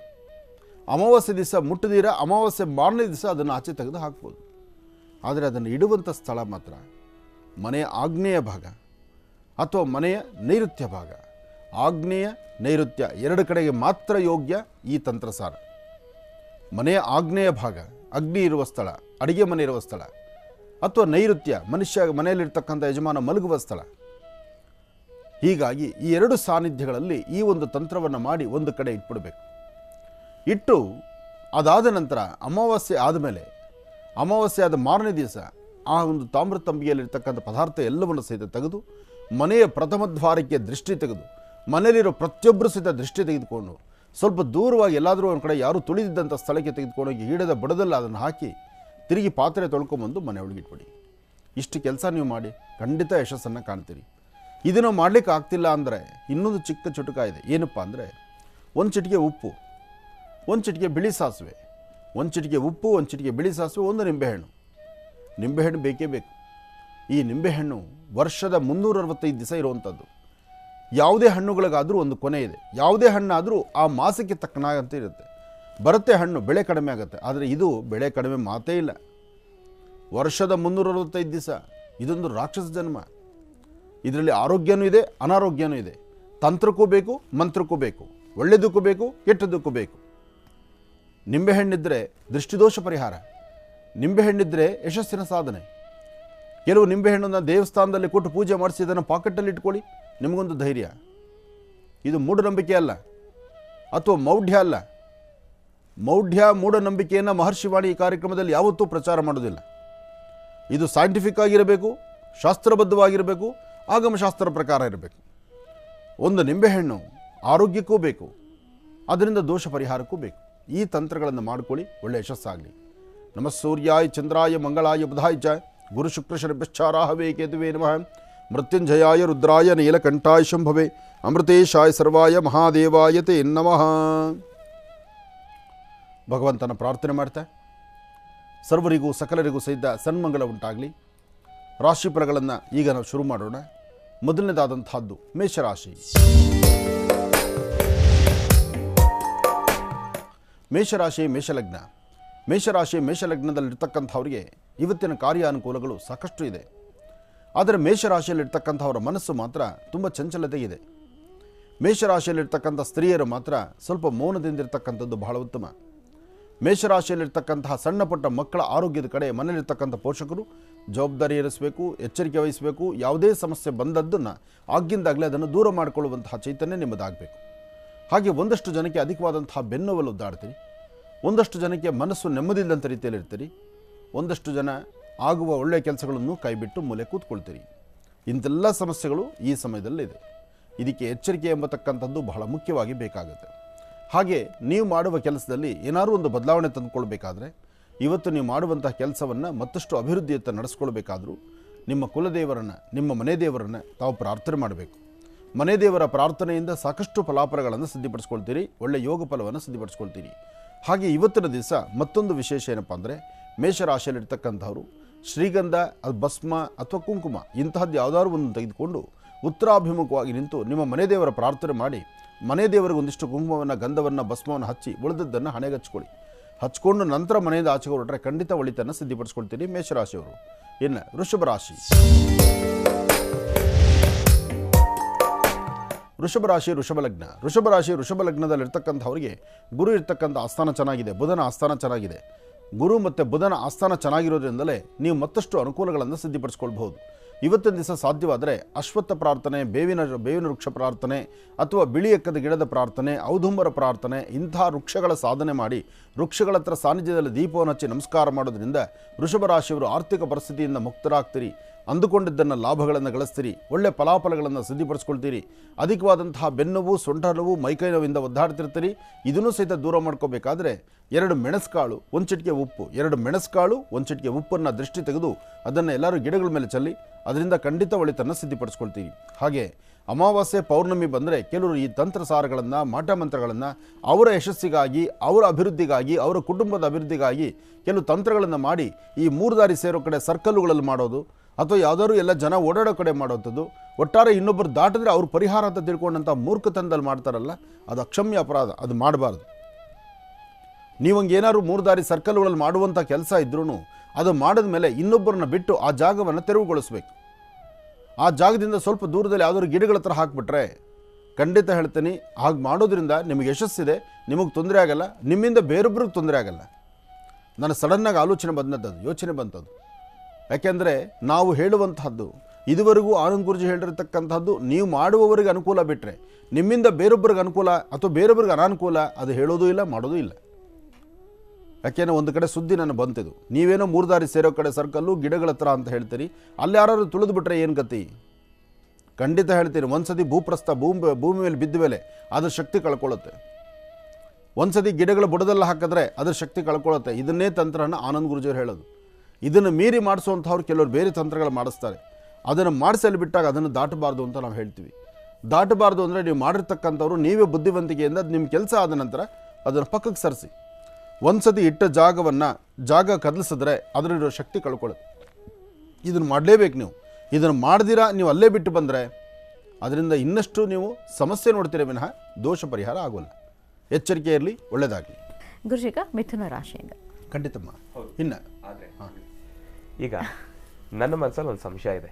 ನನಗೆ ಗೊತ್ತು, ಅದರ ಬಗ್ಗೆ ಸಂಪೂರ್ಣ ಮಾಹಿತಿ ಇದೆ. ಯಾಕೆಂದರೆ ಪ್ರತಿನಿತ್ಯ ನಾವು ಅದರಲ್ಲೇ ಜೀವನ ನಡೆಸೋದ್ರಿಂದ ಅದರ ಅರ್ಥಾರ್ಥಗಳು ನನಗೆ ಅರ್ಥ ಆಗುತ್ತೆ. ಆದರೆ ನೀವು ಈ ಒಂದು ಅನುಷ್ಠಾನವನ್ನು ಹೇಳಬೇಕಾದ್ರೆ ಮಧ್ಯದಲ್ಲಿ ಹೇಳಿದ್ರಿ, ಇವತ್ತಿನ ದಿವಸ ಸಾಕಷ್ಟು ಜನ ಇದೊಂದು ಮೂಢನಂಬಿಕೆ ಅಂತ ತಿಳ್ಕೊತಾ ಇದ್ದಾರೆ. ಆಮೇಲೆ ಇದರಿಂದ ನಮ್ಗೆ ಏನು ಸಹಾಯ ಆಗುತ್ತೆ? ಒಂದು ನಿಂಬೆ ಹಣ್ಣಲ್ವಾ, ಆದರೆ ಅದರಲ್ಲಿರ್ತಕ್ಕಂಥ ಸತ್ವ ಹುಳಿ ಅಲ್ವಾ, ಅದು ಯಾವತ್ತೂ ಕೂಡ ಒಬ್ಬ ಮನುಷ್ಯ ನೇರವಾಗಿ ಸ್ವೀಕಾರ ಮಾಡಿದ್ರೆ ಅದರಲ್ಲಿರ್ತಕ್ಕಂಥ ಆ ಒಂದು ರುಚಿಯನ್ನು ತಡ್ಕೊಳ್ಳಿಕ್ಕಾಗೋದಿಲ್ಲ. ಒಂದು ಕ್ಷಣ ನೀರನ್ನು ಕುಡಿಬೇಕು, ಇಲ್ಲಾಂದರೆ ತಡ್ಕೊಳ್ಳಿಕ್ಕಾಗೋದಿಲ್ಲ. ಅಂತಹ ಒಂದು ವಸ್ತುನ ನಾವು ಇವತ್ತಿನ ದಿವಸ ಎಲ್ಲ ಕೆಲಸಗಳಿಗೂ ಉಪಯೋಗಿಸ್ತಾ ಇದ್ದೀವಿ. ಅದೆಲ್ಲದಕ್ಕೂ ಕೂಡ ನಮಗೆ ಕೆಲಸಕ್ಕೆ ಬರ್ತಾ ಇದೆ. ಇದೊಂದು ನಾವು ನಂಬಬೇಕಾ ಬೇಡವಾ? ಯಾಕೆಂದರೆ ನಿಂಬೆಹಣ್ಣು ಸಂಪೂರ್ಣ ಹುಳಿ, ಯಾರೂ ಕೂಡ ಸೇವನೆ ಮಾಡೋಕ್ಕಾಗೋದಿಲ್ಲ. ಅದರಲ್ಲಿ ಹೇಗೆ ಇಷ್ಟೆಲ್ಲ ನಾವು ಒಳಿತನ್ನು ಸಿದ್ಧಪಡಿಸ್ಕೊತಾ ಇದ್ದೀವಿ ಎಂಬತಕ್ಕಂಥದ್ದು ಬೇರೆಯವರು ಅದನ್ನು ಆಲೋಚನೆ ಮಾಡ್ತಾ ಇದ್ದಾರೆ. ಯಾಕೆಂದರೆ ಇದ್ರ ಬಗ್ಗೆ ಗೊತ್ತಿರೋರು ನಾವೆಲ್ಲರೂ ಕೂಡ ಅದನ್ನು ನಂಬ್ತಾ ಇದ್ದೀವಿ. ಆದರೆ ಇವತ್ತಿನ ದಿವಸ ಒಂದಷ್ಟು ಜನ ಈ ಒಂದಷ್ಟು ವಿಚಾರಗಳನ್ನು ಹೇಳಿ ಸುಮಾರು ಜನರ ಮನಸ್ಸನ್ನು ಬದಲಾಯಿಸ್ತಾ ಇದ್ದಾರೆ. ನೋಡಿ, ನಿಂಬೆಹಣ್ಣು ಹುಳಿ ನಿಜ. ಹೌದು. ನಿಂಬೆಹಣ್ಣು ಒಳಗಿರ್ತಕ್ಕಂತಹ ಬೀಜಗಳು, ಅದರ ಬೆಳೆ, ಅದರ ಬೆಳವಣಿಗೆ ಮತ್ತು ನಿಂಬೆಹಣ್ಣು ಯಾವಾಗ ಹುಟ್ಟಿತು, ಪ್ರತಿಯೊಂದರ ಹಿಂದಿನ ಹುಟ್ಟು ಒಂದು ಮೂಲಾರ್ಥಗಳನ್ನು ಹೇಳುತ್ತೆ. ಒಂದೊಂದು ವೃಕ್ಷಗಳು ಅದರ ಹುಟ್ಟು ಅದರ ಅಭಿವೃದ್ಧಿಯನ್ನು ತೋರಿಸುತ್ತೆ. ಹಾಗೆ ಇದು ಒಂದು ರಾಕ್ಷಸತ್ವದ ಸಂಕೇತ. ನಿಂಬೆಹಣ್ಣು ಒಂದು ರಾಕ್ಷಸತ್ವದ ಸಂಕೇತ. ಈ ರಕ್ತ ಬೀಜಾಸುರ ರಕ್ತದ ಹನಿ ಒಂದು ಕಡೆ ಬಿದ್ದರೆ ಅದು ಹಾಗೆ ಹುಟ್ಕೊಳ್ಳುವಂಥ ಪರಿಸ್ಥಿತಿ ಇತ್ತು. ಹಾಗೆ ಈ ನಿಂಬೆಹಣ್ಣಿನ ಪರಿಸ್ಥಿತಿ ಹೇಗೆ ಅಂದರೆ, ವರ್ಷದ 365 ದಿವಸ ಮಳೆ, ಗಾಳಿ, ಬಿಸಿಲು ಯಾವುದಕ್ಕೂ ಆಲೋಚನೆ ಇಲ್ಲ.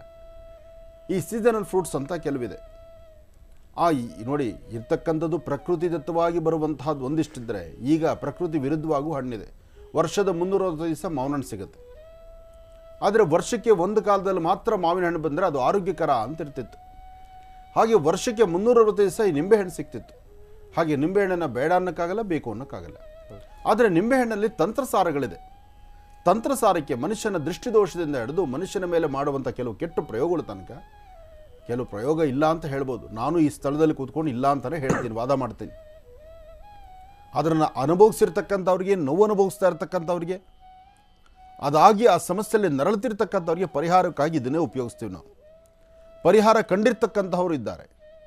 ಪರಿಹಾರಗಳನ್ನು ಕಂಡಿರ್ತಕ್ಕಂಥವ್ರು ಇರೋದ್ರಿಂದಲೇ ಈ ಕಾರ್ಯಕ್ರಮ 14 ವರ್ಷದಿಂದ ಆನಂದ್ ಗುರೂಜಿಯವರು ಈ ಮಾಧ್ಯಮದಲ್ಲಿ ಇರೋದು. 9 ವರ್ಷ ನಮ್ಮ ಮಹರ್ಷಿವಾಣಿ ಕಾರ್ಯಕ್ರಮ ನಿರಂತರವಾಗಿ ನಿರ್ಗಳವಾಗಿ ನಡ್ಕೊಂಡು ಬರಬೇಕಾದ್ರೆ ಇದರಲ್ಲಿ ನಾವು ತಿಳಿಸಿರ್ತಕ್ಕಂಥ ಎಷ್ಟೋ ತಂತ್ರಗಳಿಗೆ ನಿಂಬೆಹಣ್ಣಿನ ಪ್ರಯೋಗ ಸಾಕಷ್ಟು ಕಡೆ ಇದೆ. ಆ ನಿಂಬೆಹಣ್ಣು ಒಂದು, ಅದರ ಬೆಲೆ ಕಡಿಮೆ, ಆದರೆ ಅದರಿಂದ ಲಾಭವೂ ಇದೆ, ನಷ್ಟವೂ ಇದೆ. ಹಾಗಾಗಿ ಹೌದು, 10 ರೂಪಾಯಿನೋ ಅವಾಗ 4 ಅಣಿಗೆ ಒಂದು ನಿಂಬೆಹಣ್ಣು ಇತ್ತು. ಈಗ 10 ರೂಪಾಯಿ 12 ರೂಪಾಯಿ ಆಯಿತು. ಇನ್ನೂ ಚೆನ್ನಾಗಿ ಒಳ್ಳೆ ಕಲರ್ ಜೋರಾಗಿದೆ ಅಂದರೆ ಅದು 15-20 ರೂಪಾಯಿ ಬಂತು. ಇರಲಿ, ನಮ್ಮ ರೈತ ಬಾಂಧವರು ಚೆನ್ನಾಗಿರಬೇಕು. ಬೆಳೆಯುವನ್ನು ನೋಡಿ, ಆಹಾರ ಪದ್ಧತಿಗಳಲ್ಲೂ ಅಷ್ಟು.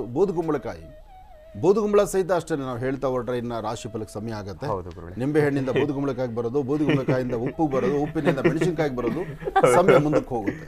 ಆದರೆ ಇವತ್ತು ಅಮಾವಾಸ್ಯೆಗೆ ನಿಂಬೆಹಣ್ಣು ಒಂದು ಕಬ್ಬಿಣದ ಮಳೆಯಿಂದ ದೋಷ ಪರಿಹಾರಕ್ಕಾಗಿ ಇದನ್ನು ಮಾಡ್ಕೊಳ್ಳಿ. ಈ ಪ್ರಶ್ನೆಗಳನ್ನು ನೀವು ಈಗಲ್ಲ, ಪ್ರಾರಂಭದಲ್ಲೇ ನಿಮ್ಮ ಸಂದೇಹಗಳನ್ನ ಮುಂದೆ ಬರಬೇಕು.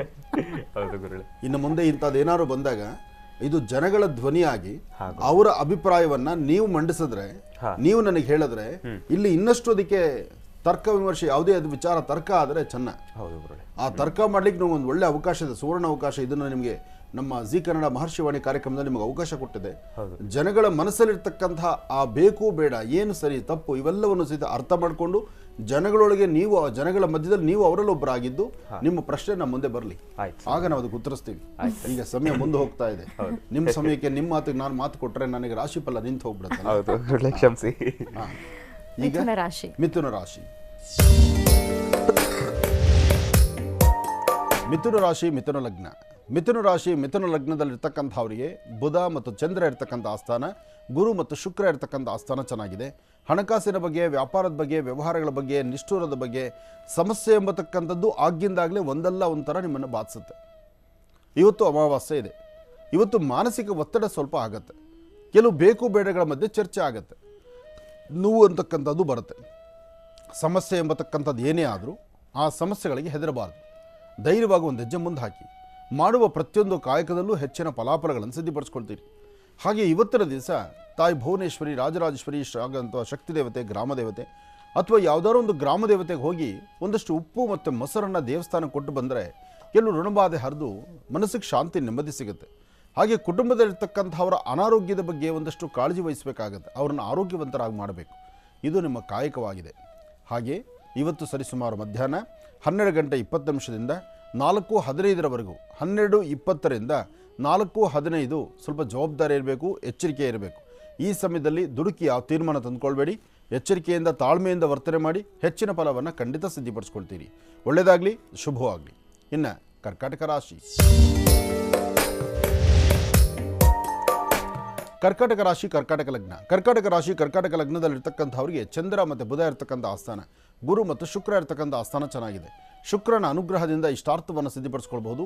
ಹೆಚ್ಚಿನ ಫಲಾಫಲಗಳನ್ನು ಸಿದ್ಧಪಡಿಸ್ಕೊಳ್ಬೋದು. ಮನಸ್ಸಲ್ಲಿರ್ತಕ್ಕಂಥ ದ್ವಂದ್ವ ಚಿಂತನೆಗಳನ್ನು ದೂರ ಮಾಡ್ಕೊಳ್ಬೋದು. ಯಾವುದೇ ಕಾಯಕವನ್ನು ಮಾಡಬೇಕಾದ್ರೂ ಸ್ವಲ್ಪ ತಾಳ್ಮೆಯಿಂದ ವರ್ತನೆ ಮಾಡಿದ್ರೆ ಅದರ ಫಲಗಳನ್ನು ಖಂಡಿತ ಸಿದ್ಧಪಡಿಸ್ಕೊಳ್ತೀರಿ. ಇವತ್ತು ಲಕ್ಷ್ಮೀನಾರಾಯಣ ಪ್ರಾರ್ಥನೆ, ಸಾಂಬ ಸದಾಶಿವನ ಅನುಗ್ರಹ ಜೊತೆಗೆ ಶಕ್ತಿ ದೇವತಾ ಪ್ರಾರ್ಥನೆಯನ್ನು ತಾವು ಸಿದ್ಧ ಮಾಡೋದ್ರಿಂದ ಕರ್ಕಾಟಕ ರಾಶಿಯವರು ಮತ್ತಷ್ಟು ಅನುಕೂಲವನ್ನು ಸಿದ್ಧಪಡಿಸ್ಕೊಳ್ತೀರಿ. ಒಳ್ಳೆಯದಾಗಲಿ, ಶುಭವಾಗಲಿ. ರಾಶಿ ಫಲಗಳನ್ನು ಮತ್ತೀಗ ಮುಂದುವರಿಸೋಣ. ಗುರುಶಿಖ ಸಿಂಹರಾಶಿಯಿಂದ. ಖಂಡಿತಮ್ಮ. ಇನ್ನು ಸಿಂಹರಾಶಿ. ಸಿಂಹರಾಶಿ ಸಿಂಹಲಗ್ನ. ಸಿಂಹರಾಶಿ ಸಿಂಹಲಗ್ನದಲ್ಲಿರ್ತಕ್ಕಂಥವ್ರಿಗೆ ಚಂದ್ರ ಮತ್ತು ಗುರು ಇರ್ತಕ್ಕಂಥ ಆಸ್ಥಾನ, ಬುಧ ಮತ್ತು ಶುಕ್ರ ಇರ್ತಕ್ಕಂಥ ಆಸ್ಥಾನ ಚೆನ್ನಾಗಿದೆ. ಸಿಂಹರಾಶಿ ಸಿಂಹಲಗ್ನದಲ್ಲಿರ್ತಕ್ಕಂಥವರು ಆರ್ಥಿಕ ಸಂಕಷ್ಟದಿಂದ ಮುಕ್ತರಾಗಿ ಒಂದಷ್ಟು ಹಣಕಾಸನ್ನು ಸಂಪಾದನೆ ಮಾಡ್ತಕ್ಕಂಥದ್ದು, ಒಳ್ಳೆ ಮನಸ್ಸಿನಿಂದ ಒಳ್ಳೆ ಹೆಸರು ಸಂಪಾದನೆ ಮಾಡ್ತಕ್ಕಂಥದ್ದು, ಹಾಕುವ ಹೆಜ್ಜಿನಲ್ಲಿ 4 ಜನಕ್ಕೆ ಅನುಕೂಲವಾಗಿ ಬದುಕುವಂಥದ್ದು, ಫಲಾಫಲಗಳನ್ನು ಸಿದ್ಧಪಡಿಸಿಕೊಂಡು ಮತ್ತಷ್ಟು ಲಾಭದಾಯಕವಾಗಿರ್ತಕ್ಕಂಥ ಸಾನ್ನಿಧ್ಯಗಳ ಕಡೆ ನಿಮ್ಮ ಗಮನ ಹರಿಸುವಂಥದ್ದು. ಭಗವಂತ ಕೊಟ್ಟರೆ ಎಲ್ಲವೂ ಹೀಗೆ ಕೊಡ್ತಕ್ಕಂಥದ್ದು.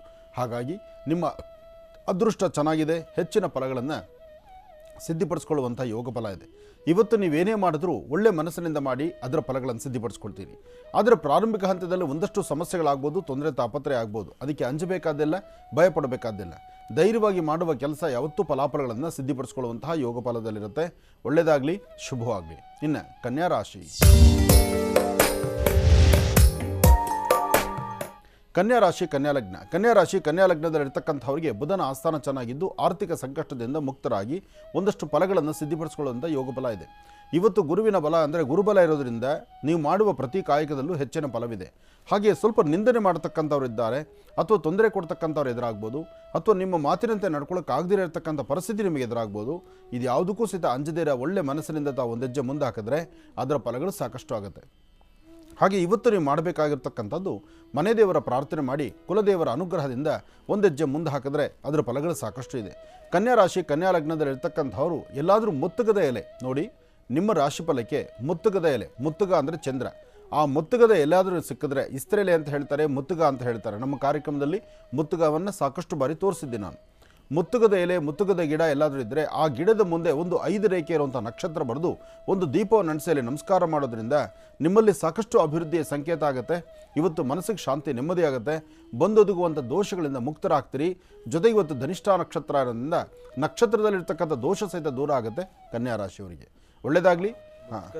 ಊಟ ಮಾಡೋದು ಒಂದು ಆರೋಗ್ಯಕರ ಅಲ್ವಾ? ಮುತ್ತುಗದೆಲೆ ಆರೋಗ್ಯ, ಮುತ್ತುಗದೆಲೆಯಲ್ಲಿ ಬರ್ತಕ್ಕಂಥ ದೋಷ ಪರಿಹಾರಕ್ಕೂ ನಾವು ಅನುಷ್ಠಾನವನ್ನು ಮಾಡ್ಕೋಬೇಕು. ಜೊತೆಗೆ ಈ ಚಂದ್ರನಿಂದ ಅಂದರೆ ಸಾಮಾನ್ಯಕ್ಕೆ ಮುತ್ತುಗ ಅಂದರೆ ಚಂದ್ರ, ಚಂದ್ರನಿಂದ ಉಂಟಾಗ್ತಕ್ಕಂಥ ದೋಷಗಳು ದೂರ ಆಗಬೇಕಾದ್ರೆ ಅಥವಾ ಇವತ್ತಿನ ಗ್ರಹಸ್ಥಿತಿಗಳ ಪ್ರಕಾರ ಇವತ್ತು ಅಮಾವಾಸ್ಯೆ ಇದೆ, ಧನಿಷ್ಠ ನಕ್ಷತ್ರ ಇದೆ. ಅಮಾವಾಸ್ಯೆ ಧನಿಷ್ಠ ನಕ್ಷತ್ರ ಬಂದಾಗ ಒಂದಷ್ಟು ಸಮಸ್ಯೆಗೆ ಅಗ್ನಿ ನಕ್ಷತ್ರವಾಗುತ್ತೆ. ಅಂಥ ಸಮಯದಲ್ಲಿ ಇಲ್ಲಿ ನಾವು ಮುತ್ತುಗದ ಗಿಡವನ್ನು ಆರಾಧನೆ ಮಾಡೋದ್ರಿಂದ ಎಲ್ಲರಿಗೂ ಒಳಿತಿದೆ. ಅದು ಒಂದು ರಾಶಿಗೆ ಸಂಬಂಧಪಟ್ಟದ್ದಲ್ಲ. ನಿಮ್ಮ ಮನೆ ಪ್ರಾಂತ್ಯದಲ್ಲಿದೆ, ನಿಮ್ಮ ಮನೆ ಪ್ರಾಂತ್ಯದಲ್ಲಿ ಮುತ್ತುಗದ ಗಿಡ ಇದೆ, ಅದು ನಿಮಗೆ ಕನ್ಯಾ ರಾಶಿಯವರು ಮಾತ್ರ ಮಾಡಬೇಕಾ? ಅಲ್ಲ. ಮನೆಯಲ್ಲಿ ಯಾರೊಬ್ಬರಿದ್ದರೂ ಆ ಗಿಡದ ಹತ್ರ ಒಂದು ವೃಕ್ಷದ ಸಾನ್ನಿಧ್ಯದಲ್ಲಿ ದೀಪ ಹಚ್ಚೋದ್ರಿಂದ ತುಂಬ ಅನುಕೂಲವನ್ನು ಸಿದ್ಧಿಪಡಿಸ್ಕೊಳ್ತೀರಿ. ಇನ್ನು ತುಲಾರಾಶಿ.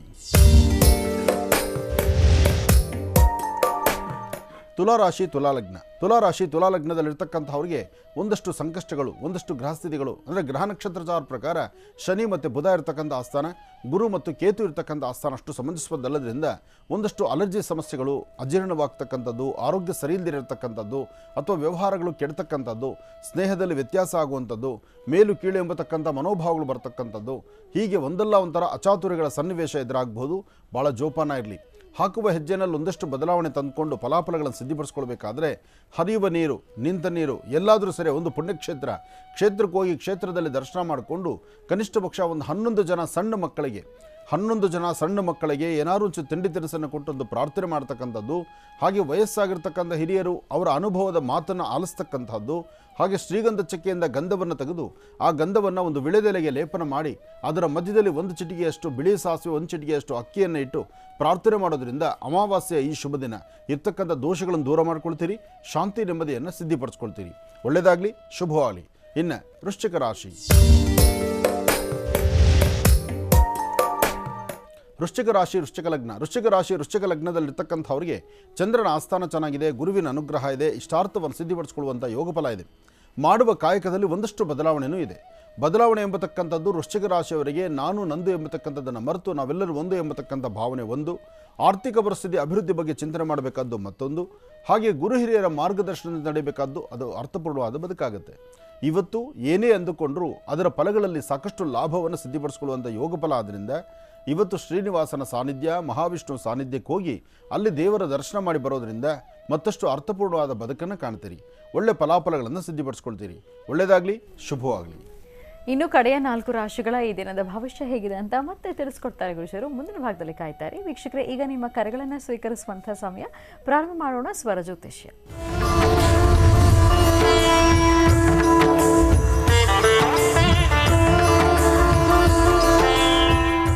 ಕಾರ್ಯಕ್ರಮದಲ್ಲಿ ಮೊದಲನೇ ಕರೆ ಯಾರು ಮಾಡ್ತಿದ್ದಾರೆ ಮಾತಾಡ್ಸೋಣ. ಹಲೋ. ನಮಸ್ತೆ ಮೇಡಮ್. ನಮಸ್ತೆ ಸರ್, ನಿಮ್ಮ ಹೆಸರು ಮಾತಾಡಿ. ಕುಮಾರಿ ಅಂತ ತಿನ್ನಳ್ಳಿಯಿಂದ ಮಾತಾಡ್ತಿರೋದು. ಮತ್ತೆ ಸ್ವಾಮೀಜಿ ಹತ್ರ ಮಾತಾಡ್ಬೇಕು, ಕೊಡಿ. ಖಂಡಿತ ಮಾತಾಡಿ. ಹಲೋ. ನಮಸ್ತೆ ಸ್ವಾಮೀಜಿ. ನಮಸ್ತೆ ತಾಯಿ, ಹೇಳಮ್ಮ. ಶಿವಕುಮಾರಿ ಅಂತ ನಾನು ತಿನ್ನಳ್ಳಿಯಿಂದ ಮಾತಾಡ್ತಿರೋದು. ಒಂದ್ಸಾರಿ ನಾನು ಫೋನ್ ಮಾಡಿದ್ದೆ, ನೀವೇನೋ ಒಂದ್ ಮಾತು ಹೇಳಿದ್ರಿ, ಅದು ನಿಜವಾಯ್ತು. ಆ ಒಂದು ಉದ್ದೇಶದಿಂದ ಮತ್ತೆ ನನಗೆ ನಮ್ಮ ಮನೇಲಿ ತುಂಬಾ ತೊಂದರೆ ಆಗಿದೆ, ಅದಕ್ಕೋಸ್ಕರ ಕೇಳ್ಬೇಕು ಅಂತ ಮಾಡಿದೆ ಸ್ವಾಮಿ. ಹೇಳಮ್ಮ. ನಮ್ಮ ಮನೇಲಿ ದೊಡ್ಡ ಕುಟುಂಬದವರು ಎಲ್ಲ ಮನೆ ಬಿಟ್ಟು ಹೋಗ್ಬಿಟ್ಟಿದ್ದಾರೆ. ನಾನು ಒಬ್ಳು ಇದ್ದೀನಿ. ನಾನು ಒಬ್ಳು ಇರೋದ್ರಿಂದ ಜನಗಳು ಇಲ್ಲಿ ನಮ್ಮ ಜಮೀನಲ್ಲೆಲ್ಲ ತುಂಬಾ ಬರೋದಿ ಮಾಡ್ತಿದ್ದಾರೆ, ಮತ್ತೆ ನಮ್ಮ ಮನೆ ಮೇಲೆ ಕಲ್ಲು ಹೊಡಿತಾರೆ, ಮಾನಹೀನವಾದ ಮಾತುಗಳಾಡಿ ನನಗೆ ಹಿಂಸೆ ಕೊಡ್ತಿದ್ದಾರೆ ಸ್ವಾಮೀಜಿ. ನನಗೆ ಆ ಹಿಂಸೆ ತಡ್ಕೊಳಕ್ ಆಗ್ತಾ ಇಲ್ಲ. ಆ ಒಂದು ಉದ್ದೇಶದಿಂದ ನಾನು ನಿಮ್ಮ ಆಶೀರ್ವಾದ ತಗೊಂಡು ಕಂಪ್ಲೇಂಟ್ ಮಾಡೋಣ ಅಂತ, ಮುಂದೆ ಹೋಗೋಣ ಅಂತ ಇದ್ದೀನಿ. ಅದಕ್ಕೆ ಮಾಡಿದೆ ಸ್ವಾಮಿ. ಅಂದ್ರೆ ಹಳ್ಳಿಯಲ್ಲಿ ಇದ್ದೀರಾ ತಾವು? ಇದು ದೊಡ್ಡದು ಸಿಟಿನೇ, ಅದ್ರ ಪಕ್ಕ ಒಂದು 15 ಮನೆ ಇದೆ ಸ್ವಾಮಿ. 15 ಮನೆಯಲ್ಲಿ ಅವರೆಲ್ಲ ಒಂದೇ ಕ್ಯಾಸ್ಟು. ನಾವು 3 ಮನೆಯವರು ಇದ್ದೀವಿ. 3 ಮನೆಯವರು ಇದ್ರೆ ಅವರು 2 ಮನೆಯವ್ರನ್ನ ಅವ್ರ ಕಡೆಗೆ ಮಾಡ್ಕೊಂಡ್ಬಿಟ್ಟಿದ್ದಾರೆ. ನಾವು ಸ್ವಲ್ಪ ಸ್ವಚ್ಛತೆ ಜಾಸ್ತಿ. ನಾನು ಅದನ್ನ ಅವ್ರಿಗೆ ನೋಡಿ ಸಹನೆ ಮಾಡಕ್ಕಾಗಲ್ಲ. ಮತ್ತೆ ಬಾಯಿ ಬಂದಂಗ ಅಂತಾರೆ, ಕಲ್ಲು ಹೊಡಿತಾರೆ ಮನೆ ಮೇಲೆ. ಮನೆಗ್ದಾಗ ಬಂದು ಆಚೆಲಿ ಪವರ್ ಮಿಷಿನ್ ಇಟ್ಟಿದ್ದೀನಿ, ಅದನ್ನ ಕಲ್ಲಲ್ಲಿ ಚುಚ್ಚಿದ್ದಾರೆ. ನಾನು ಸುಮ್ಮನಿದ್ದಷ್ಟು ನನಗೆ ಬಹಳ ತೊಂದರೆ ಕೊಡ್ತಿದ್ದಾರೆ ತುಂಬಾ. ನಾನು ಮಾತು ಹೇಳ್ತೀನಿ ಕೇಳಮ್ಮ. ಇಂತಹ ಪರಿಸ್ಥಿತಿನಲ್ಲಿ ಸಾಧ್ಯವಾದಷ್ಟು ದುಡುಕಿ ಯಾವ ತೀರ್ಮಾನ ತಂದ್ಕೊಳ್ಬೇಡಿ. ನೋಡಮ್ಮ, ನಾವು ಏನಾದರೂ ಈ ಪರಿಸರದ ಮಧ್ಯದಲ್ಲಿ ಇರ್ತಕ್ಕಂಥವ್ರು, ನಮಗೆಲ್ಲರೂ ಬೇಕಾಗ್ತಾರೆ. ಯಾರೊಬ್ಬರ ಮೇಲೆ ನಾವು ನಿಷ್ಠುರ ಪಡೋದು ಬೇಡ. ಆಮೇಲೆ ಸಾಧ್ಯವಾದಷ್ಟು ನೋಡು, ಮೇಲೊಬ್ಬ ಇದ್ದಾನೆ ಭಗವಂತ, ಅವನು ಆಯಾ ಕಾಲಕ್ಕೆ ಎಲ್ಲವನ್ನೂ ನೋಡ್ತಾ ಇರ್ತಾನೆ. ಇವತ್ತು ನನ್ನ ದೇಹದಲ್ಲಿ ಶಕ್ತಿ ಇದೆ, ನಾನು ನೀನು ಹೊಡೆಯೋದು ಬಡಿಯೋದು ನೀನು ತೆಗಳೋದು ಮಾಡಿದ್ರೆ ನಾಳೆ ದಿವಸ ನಾನು ಸ್ವಲ್ಪ ಮೆತ್ತಗಾದ್ಮೇಲೆ ನನ್ನ ಮೇಲೆ ನಾನು ಒಬ್ಬ ಇವಾಗ ನಿನ್ನ ಮೇಲೆ ಬಂದರು ನನ್ನ ಮೇಲೆ 20 ಜನ ಬರ್ತಾರೆ. ಇದು ಅವ್ರಿಗೆ ಅರ್ಥ ಆಗುತ್ತೆ. ಹಾಗಂತ ನೀನು ದುಡುಕಿ ತೀರ್ಮಾನ ತಗೋಬೇಡ, ಏನು ತಪ್ಪು ಮಾಡ್ಕೊಳ್ಳೋಕೆ ಹೋಗಬೇಡ, ಧೈರ್ಯವಾಗಿರು. ಸ್ವಲ್ಪ ದಿವಸ ನಿನ್ನ ಸ್ವರತರಂಗ ಪ್ರಕಾರ ನಿನಗಿರುವ ಈ ಸಮಸ್ಯೆ ಅದು ಅತಿ ಶೀಘ್ರದಲ್ಲೇ ಈ ಸಮಸ್ಯೆಯಿಂದ ಹೊರಗಡೆ ಬರ್ತೀಯ. ನಿನ್ನ ಸ್ವರತರಂಗ ಪ್ರಕಾರ ಮ್ಯಾಕ್ಸಿಮಮ್ ಅಪ್ಪಪಾರ ಇನ್ನೊಂದು 6 ತಿಂಗಳು, ಮುಂದಿನ 6 ತಿಂಗಳು ಮಾತ್ರ ಸಮಸ್ಯೆ ಇದೆ. ಈಗೂ ನಿನ್ನ ಆರೋಗ್ಯ ಸರಿ ಇಲ್ಲ, ನಿನ್ನ ಮನಸ್ಸು ಸರಿ ಇಲ್ಲ, ಅಧಿಕವಾದಂಥ ಚಂಚಲತೆ ಇದೆ, ಕೆಲವು ವಸ್ತು ಇಟ್ಟು ಕಡೆ ಬದನೆ ಹುಡುಕ್ತಾ ಇರ್ತೀಯ, ಹೀಗೆಲ್ಲ ಆಗ್ತಾ ಇದೆ ಮನೆ ಪರಿಸ್ಥಿತಿ. ಇದಕ್ಕೆ ಈ ಸಮಯದಲ್ಲಿ ಏನು ದುಡುಕಿ ತೀರ್ಮಾನ ತಂದ್ಕೋಬೇಡ. ಇನ್ನೊಂದು 6 ತಿಂಗಳು ಈಗ ಏನು ಕಷ್ಟ ಇದೆಯೋ, ಏನು ಸಮಸ್ಯೆ ಬಂದಿದೆಯೋ, ಸಮಸ್ಯೆ 100 ಬರಲಿ. ಭಗವಂತ ಕಷ್ಟ ಕೊಡ್ತಾ ಇದೆಯಾ, ಸಮಸ್ಯೆ ಕೊಡ್ತಾ ಇದೆಯಾ, ಕೊಟ್ಟಿದ್ದನ್ನು ತಡ್ಕೊಳ್ಳೋ ಶಕ್ತಿ ಕೊಡಪ್ಪ ಅಂತ ದೇವ್ರನ್ನ ಕೇಳ್ಕೊ. ಹೌದು ಸ್ವಾಮೀಜಿ. ಮತ್ತೆ ಈಗ ನಮ್ಮ ಮನೆ ಜನ ಎಲ್ಲ ಒಂದಕ್ಕೆ ಸೇರ್ತಾರೆ ಸ್ವಾಮೀಜಿ. ನಮ್ಮ ತಂದೆ ತಾಯಿ ಅಕ್ಕ ತಂಗಿಯರು ಅಣ್ಣ ತಮ್ಮಗಳು ಎಲ್ಲ ಸೇರ್ಬೇಕು ಒಂದು ಜಾಗಕ್ಕೆ. ಬರ್ತಾರೆ, ಎಲ್ಲರೂ ಬರ್ತಾರೆ, ಯಾರೂ ನಿಮ್ಮನ್ನು ಬಿಟ್ಟು ಹೋಗೋರಿಲ್ಲ, ಎಲ್ಲರೂ ಪುನಃ ಅಲ್ಲೇ ಬರ್ತಾರೆ. ಆದರೆ ಕಾಲಕ್ರಮೇಣ ಅವರವರ ಹಂತಕ್ಕೆ ಒಂದು ಹೆಜ್ಜೆ ಮುಂದಕ್ಕೆ ಹಾಕಿರ್ತಾರೆ. ನೀನು ಹೆದರಕ್ಕೆ ಹೋಗ್ಬೇಡಮ್ಮ, ಧೈರ್ಯವಾಗಿ ಹಸನ್ಮುಖಿಯಾಗಿ ನಗನಗ್ತಾ ದೇವ್ರನಿಗೆ ಏನು ಕೊಟ್ಟಿದ್ದಾನೋ ಗಂಜಿನೋ ಅಂಬ್ಲಿನೋ ಕುಡಿದು ನಿನ್ನ ಮನೇಲಿ ನೀರು, ನಿನ್ನ ವಾಸ್ತುಗೃಹದಲ್ಲಿ ನೀನಿರು, ಹೆದರಕ್ಕೆ ಹೋಗಬೇಡ. ನಿನ್ನ ಸ್ವರತರಂಗ ಪ್ರಕಾರ ಮುಂದಿನ 6 ತಿಂಗಳಲ್ಲಿ ತುಂಬ ಬದಲಾವಣೆ ಆಗುತ್ತೆ. ಒಳ್ಳೆಯದಾಗಲಿ ತಾಯಿ. ಗುರುಶೇಖ, ಧನುರ್ ರಾಶಿಯಿಂದ ಖಂಡಿತಮ್ಮ. ಇನ್ನು ಧನುರ್ ರಾಶಿ,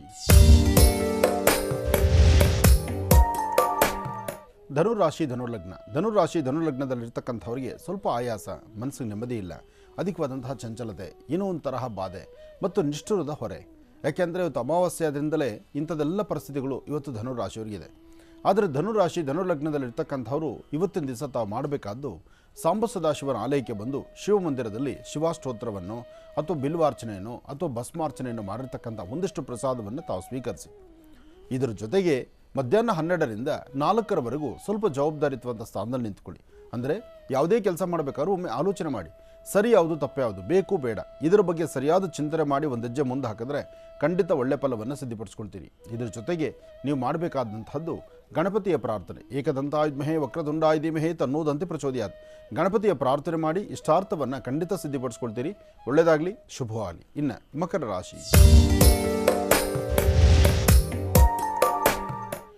ರಾಶಿ, ಮಕರ ಲಗ್ನದಲ್ಲಿರ್ತಕ್ಕಂಥವ್ರಿಗೆ ಚಂದ್ರನ ಆಸ್ಥಾನ ಚೆನ್ನಾಗಿದೆ, ಗುರುವಿನ ಅನುಗ್ರಹ ಇದೆ, ಇಷ್ಟಾರ್ಥವನ್ನು ಸಿದ್ಧಪಡಿಸ್ಕೊಳ್ಳುವಂಥ ಯೋಗ ಫಲ ಇದೆ. ಹಣಕಾಸಿನ ಬಗ್ಗೆ ಚಿಂತನೆ ಮಾಡಬೇಡಿ. ಯಾವುದೇ ಕೆಲಸ ಮಾಡಬೇಕಾದ್ರೂ ಸ್ವಲ್ಪ ತಾಳ್ಮೆಯಿಂದ ವರ್ತನೆ ಮಾಡಿ. ಹಾಗೆ ಒಳ್ಳೆಯದು ಯಾವುದು ಕೆಟ್ಟದ್ದು ಯಾವುದು, ಒಳ್ಳೆಯದು ಕೆಟ್ಟದರ ಬಗ್ಗೆ ಸರಿಯಾಗಿ ಚಿಂತನೆ ಮಾಡಿದ್ರೆ ಮಾತ್ರ ಎಲ್ಲ ಫಲ ಸಿಗ್ತಕ್ಕಂಥದ್ದು. ಹಾಗೆ ಇವತ್ತು ಏನೇ ಕೆಲಸ ಮಾಡೋದಕ್ಕೋದ್ರೂ ಸ್ವಲ್ಪ ಆಲೋಚನೆ ಮಾಡಬೇಕು. ಜೊತೆಗೆ ಇವತ್ತಿನ ದಿವಸ ತಾಯಿ ಭುವನೇಶ್ವರಿ, ರಾಜರಾಜೇಶ್ವರಿ ಶಕ್ತಿ ದೇವತೆಯನ್ನು ಪ್ರಾರ್ಥನೆ ಮಾಡುವಂಥದ್ದು, ಅಥವಾ ಇವತ್ತಿನ ದಿವಸ ನಾವು ತೆಗೆದುಕೊಳ್ಳುವಂತಹ ಯಾವುದೇ ನಿಲುವು ತೀರ್ಮಾನದಲ್ಲಿ ಒಂದಷ್ಟು ಲಾಭ ನಷ್ಟಗಳನ್ನು ಹೆಚ್ಚಾಗಿ ಸಿದ್ಧಪಡಿಸ್ಕೊಳ್ಬೇಕಾದ್ರೆ ನೀವು ಮಾಡುವ ಕೆಲಸದಲ್ಲೇ ಅರ್ಥಪೂರ್ಣವಾದ ಬದುಕನ್ನು ಕಾಣಬೇಕಾದರೂ ಮನೆಯಲ್ಲಿ ಗುರು ಹಿರಿಯರು ಏನು ಹೇಳ್ತಾರೆ ಅದನ್ನು ನೀವು ಕೇಳ್ತಕ್ಕಂಥದ್ದು. ಹಾಗೆ ಇವತ್ತು ಮಧ್ಯಾಹ್ನ ಮಾತ್ರ ಸುಮಾರು 12 ಗಂಟೆಯಿಂದ 1:20ರವರೆಗೂ, 12ರಿಂದ 1:20 ಅಷ್ಟು ಒಳ್ಳೆಯ ಸಮಯ ಅಲ್ಲ. ಈ ಸಮಯದಲ್ಲಿ ನಿಮ್ಗೆ ಒಂದಲ್ಲ ಒಂಥರ ತೊಂದರೆ ತಾಪತ್ರೆಗಳಾಗುತ್ತೆ. ಈ ಸಮಯದಲ್ಲಿ ನೀವು ಅಂದುಕೊಂಡಿದ್ದನ್ನು ಸಾಧನೆ ಮಾಡೋಕ್ಕಾಗದಿರೋ ಮಾನಸಿಕವಾಗಿ ತುಂಬ ಕುಗ್ಗುತ್ತೀರಿ. ಅಷ್ಟೇ ಅಲ್ಲದೆ ಇವತ್ತು ಸ್ವಲ್ಪ ನಿಷ್ಠೂರ ಮಾಡ್ತಕ್ಕಂಥವ್ರು ಅಥವಾ ಏನೋ ಒಂದು ಜಗಳ ಗಲಾಟೆ ಕದನ ಆಗ್ತಕ್ಕಂಥದ್ದು, ಇಂತಹ ಪರಿಸ್ಥಿತಿ ಸಹಿತ ಎದುರಾಗುತ್ತೆ.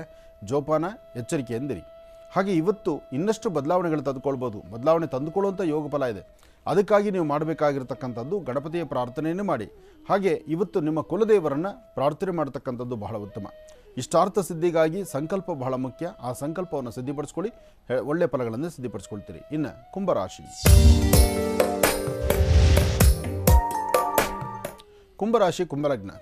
ಕುಂಭಲಗ್ನದಲ್ಲಿರ್ತಕ್ಕಂಥವರಿಗೆ ಚಂದ್ರನ ಆಸ್ಥಾನ ಚೆನ್ನಾಗಿದೆ, ಗುರುವಿನ ಅನುಗ್ರಹ ಇದೆ. ಇವತ್ತು ಆರ್ಥಿಕ ಸಂಕಷ್ಟದಿಂದ ಮುಕ್ತರಾಗ್ತೀರಿ. ಮನಸ್ಸಲ್ಲಿರ್ತಕ್ಕಂಥ ನೋವಿನ ಸಂಗತಿಗಳನ್ನು ದೂರ ಮಾಡ್ಕೊಳ್ತೀರಿ. ತುಂಬ ದಿನಗಳಿಂದ ನಿಂತಿರ್ತಕ್ಕಂಥ ಕೆಲಸಕ್ಕೆ ಒಂದು ಚಾಲನೆ ಕೊಡ್ತೀರಿ. ಭಗವಂತನ ಕೃಪಾಕಟಾಕ್ಷದಿಂದ ಒಂದಿಷ್ಟು ಲಾಭವನ್ನು ಗಳಿಸ್ತೀರಿ. ನಿಮ್ಮ ನಕ್ಷತ್ರಚಾರ ಪ್ರಕಾರ ಇವತ್ತು ದೇವಿಯನ್ನು ಪ್ರಾರ್ಥನೆ ಮಾಡ್ತಕ್ಕಂಥದ್ದು, ದೇವತಾ ಆರಾಧನೆ ಮಾಡ್ತಕ್ಕಂಥದ್ದು, ಅಥವಾ ಒಂದು ಸರ್ವಮಂಗಳ ಮಾಂಗಲ್ಯ ಶಿವೇ ಸರ್ವಾರ್ಥ ಸಾಧಿಕೀಂ ಶರಣ್ಯೇ ತ್ರ್ಯಂಬಕೆ ಗೌರಿ ನಾರಾಯಣಿ ನಮೋಸ್ತುತೆ ಒಂದು ವಿಶೇಷವಾಗಿರ್ತಕ್ಕಂಥ ಸಾನ್ನಿಧ್ಯದಲ್ಲಿ ಒಂದು ಪ್ರಾರ್ಥನೆಯನ್ನು ಸಲ್ಲಿಸಿ ಹೆಚ್ಚಿನ ಫಲಾಫಲಗಳನ್ನು ಸಿದ್ಧಪಡಿಸ್ಕೊಳ್ಳುವಂತಹ ಯೋಗ ಫಲದಲ್ಲಿ ತಾವಿದ್ದೀರಿ.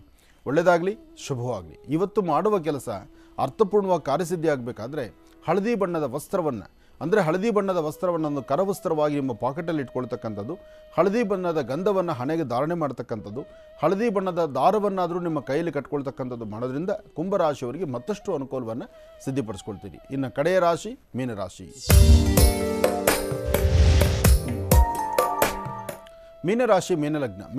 ಮೀನಲಗ್ನದಲ್ಲಿರ್ತಕ್ಕಂಥವರಿಗೆ ಚಂದ್ರನ ಆಸ್ಥಾನ ಚೆನ್ನಾಗಿದೆ, ಗುರುವಿನ ಅನುಗ್ರಹ ಇದೆ, ಇಷ್ಟಾರ್ಥವನ್ನು ಸಿದ್ಧಪಡಿಸ್ಕೊಳ್ಳುವಂಥ ಯೋಗ ಫಲ ಇದೆ. ಯೋಗಾಯೋಗಗಳು ಚೆನ್ನಾಗಿದ್ದರೆ ಅದರ ಫಲಾಫಲಗಳು ಅಷ್ಟೇ ಚೆನ್ನಾಗಿರುತ್ತೆ. ಆರ್ಥಿಕ ಸಂಕಷ್ಟದಿಂದ ಮುಕ್ತರಾಗಿ ಒಳ್ಳೆ ಫಲಗಳನ್ನು ಸಿದ್ಧಿಪಡಿಸ್ಕೊಳ್ಳುವಂತಹ ಯೋಗ ಫಲ ಆದ್ದರಿಂದ ಭಯಪಡಬೇಕಾದಿಲ್ಲ. ಧೈರ್ಯವಾಗಿ ಒಂದು ಹೆಜ್ಜೆ ಮುಂದೆ ಹಾಕಿ. ಹಾಗೆ ಒಂದಷ್ಟು ಜನಕ್ಕೆ ಅನಾರೋಗ್ಯ ಸಮಸ್ಯೆ ಬಾಧಿಸ್ಬೋದು. ಅಂದರೆ ಕಿಬ್ಬೊಟ್ಟೆ ನೋವು ಬರ್ತಕ್ಕಂಥದ್ದು ಅಥವಾ ಬೆನ್ನೋ ಬರ್ತಕ್ಕಂಥದ್ದು, ಅರ್ಧ ಕಣ್ಣು ಅಂದರೆ ಕಣ್ಣಿನ ಭಾಗದಲ್ಲಿ ಕಣ್ಣಿನ ತಳಭಾಗದಲ್ಲಿ ನೋವೇ ಬರ್ತಕ್ಕಂಥದ್ದು. ಅಂದರೆ ಕೆಲವು ಹೆಣ್ಣು ಮಕ್ಕಳಿಗಾಗ್ಬೋದು, ಗಂಡು ಮಕ್ಕಳಿಗಾಗ್ಬೋದು. ಒಟ್ಟಾರೆ ಹೇಳಬೇಕಂದ್ರೆ ಕಣ್ಣಿನ ಸಮಸ್ಯೆ ಇವತ್ತು ನಿಮ್ಮ ಸ್ವಲ್ಪ ಬಾಧಿಸುತ್ತೆ. ಇಂತಹ ಸಮಯದಲ್ಲಿ ನೀವು ಮಾಡಬೇಕಾದಿರ್ತಕ್ಕಂಥದ್ದು ಶುಕ್ರನ ಪ್ರಾರ್ಥನೆ ಮಾಡಿ. ಶುಕ್ರನ ಪ್ರಾರ್ಥನೆ ಅಥವಾ ಒಂದು ದೇವಿಯ ಸಾನ್ನಿಧ್ಯಕ್ಕೆ ಹೋಗಿ ಪ್ರಾರ್ಥನೆ ಮಾಡಿ ಬರ್ತಕ್ಕಂಥದ್ದು ಮಾಡೋದ್ರಿಂದ ಇಂಥ ಸಣ್ಣ ಪುಟ್ಟ ಸಮಸ್ಯೆಗಳು ದೂರ ಆಗುತ್ತೆ. ಹಾಗೆ ಇವತ್ತು ಒಂದಷ್ಟು ಶ್ವಾನಗಳಿಗೆ ನಿಮ್ಮ ಕರಹಸ್ತದಿಂದ ಶ್ವಾನಗಳಿಗೆ ಒಂದಿಷ್ಟು ಆಹಾರವನ್ನು ಉಣಬಡಿಸಿ ಇದರಿಂದ ಮತ್ತಷ್ಟು ಲಾಭವನ್ನೇ ಗಳಿಸ್ತೀರಿ. ಒಳ್ಳೆಯದಾಗಲಿ, ಶುಭವಾಗಲಿ. ಇಲ್ಲಿಗೆ ಇದರೊಂದಿಗೆ ಈ ದಿನದ 12 ರಾಶಿಗಳಲ್ಲಿ ಇರುವಂತಹ ಫಲಾಫಲಗಳೇನು, ದಿನ ಭವಿಷ್ಯ ಹೇಗಿದೆ ಅಂತೆಲ್ಲ ತಿಳ್ಕೊಂಡಿದ್ದಾಯ್ತು ಗುರುಜಿ. ಈಗ ಮತ್ತೊಂದು ಕರೆ ಸಿದ್ಧವಾಗಿದೆ, ಮಾತಾಡ್ಸೋಣ. ಹಲೋ ಹಲೋ, ನಮಸ್ತೆ. ನಮಸ್ತೆ ಮೇಡಮ್. ನಿಮ್ಮ ಹೆಸರು ಹೇಳಿಮ್ಮ. ನನ್ನ ಹೆಸರು ನಾಗವೇಣಿ ಅಂತ ಮೇಡಮ್. ಎಲ್ಲಿಂದ ಕರೆ ಮಾಡ್ತಿರೋದು ನೀವು? ಊರು ಬೇಡ ಮೇಡಮ್. ಸರಿ, ಮಾತಾಡಿಮ್ಮ. ಹಲೋ ಗುರುಜಿ. ಹಲೋ ಗುರುಜಿ. ನಮಸ್ತೆ ತಾಯಿ. ನಮಸ್ತೆ ಗುರುಜಿ. ಹೇಳಮ್ಮ. ನನ್ನ ಆರ್ಥಿಕ ಪರಿಸ್ಥಿತಿ ಬಗ್ಗೆ ಹೇಳಬೇಕಿತ್ತು ಗುರುಜಿ. ಏನು ಕೆಲಸ ಮಾಡ್ತಿದ್ದೀರಿ? ನಮ್ಮ ಮನೆಯವರು ಗೋಲ್ಡ್ ಶಾಪ್ ಅದೇ ಗುರುಜಿ, ಒಟ್ಟ ವ್ಯಾಪಾರನೇ ಇಲ್ಲ ಗುರುಜಿ. ಅದ್ರ ಬಗ್ಗೆ ಏನಾದರೂ ಸ್ವಲ್ಪ ಅನುಷ್ಠಾನ ಹೇಳಿ ಗುರುಜಿ. ಏನು ವ್ಯಾಪಾರ ಮಾಡ್ತಿದ್ರು? ಗೋಲ್ಡ್ ಶಾಪ್ ಅದ ರೀ ಗುರುಜಿ. Gold shop? ಹಾಂ ಗೋಲ್ಡ್ ಶಾಪ್ ಹೌದು. ಅಂದರೆ ಬಂಗಾರದ ಅಂಗಡಿನಮ್ಮ? ಹಾಂ, ಬಂಗಾರದ ಅಂಗಡಿ ಗುರುಜಿ. ಹಾಂ ಹಾಂ. ಅದು ಯಾವ ಒಟ್ಟ ಭಾಗ? ವ್ಯಾಪಾರ ಇಲ್ಲ ಗುರುಜಿ. ಈಗ 1-2 ವರ್ಷ ಹಿಡಿದು ಭಾಳ ಲಾಸ್ನಾಗ ಇದ್ದೆ ಗುರುಜಿ. ಇಲ್ಲ, ಅನುಕೂಲ ಆಗುತ್ತೆ, ಚಿಂತೆ ಮಾಡಬೇಡಿ.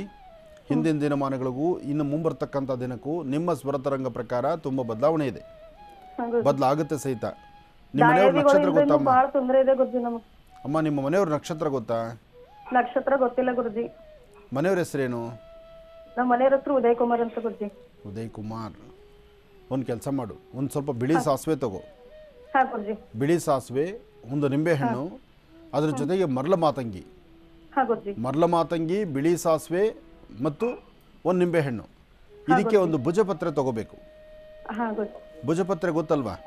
ಹಾಂ ಗೊತ್ತು ಗುರುಜಿ. ನೀವು ಹೇಳಿ ಅನುಷ್ಠಾನ ಕೆಲವೊಂದು ಮಾಡ್ತೀನಿ ಗುರುಜಿ.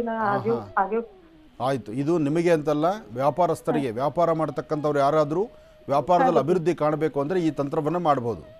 ಭುಜಪತ್ರೆ ತಗೊಳ್ಬೇಕು. ಭುಜಪತ್ರೆ ಒಂದು ದೊಡ್ಡ ಹಾಳೆ ತಗೊಂಡು ಫಸ್ಟು ಬಿಳಿ ಸಾಸಿವೆ ಹಾಕಬೇಕು. ಬಿಳಿ ಸಾಸಿವೆ ಮೇಲ್ಗಡೆ ಒಂದು ನಿಂಬೆಹಣ್ಣು ಇಡಬೇಕು. ನಿಂಬೆಹಣ್ಣು ಮೇಲ್ಗಡೆ ಒಂದು 4 ಕಾಳಷ್ಟು ಮಾತ್ರ, ಬರೀ 4 ಕಾಳು ಸಾಕು, ಮರಳ ಮಾತಂಗಿ ಇಡಬೇಕು. ಇಟ್ಟು ಆ ಭುಜಪತ್ರೆಯನ್ನು ಕ್ಲೀನಾಗಿ ಅದನ್ನು ಯಂತ್ರದ ಆಕಾರ ಸುತ್ತಬೇಕು.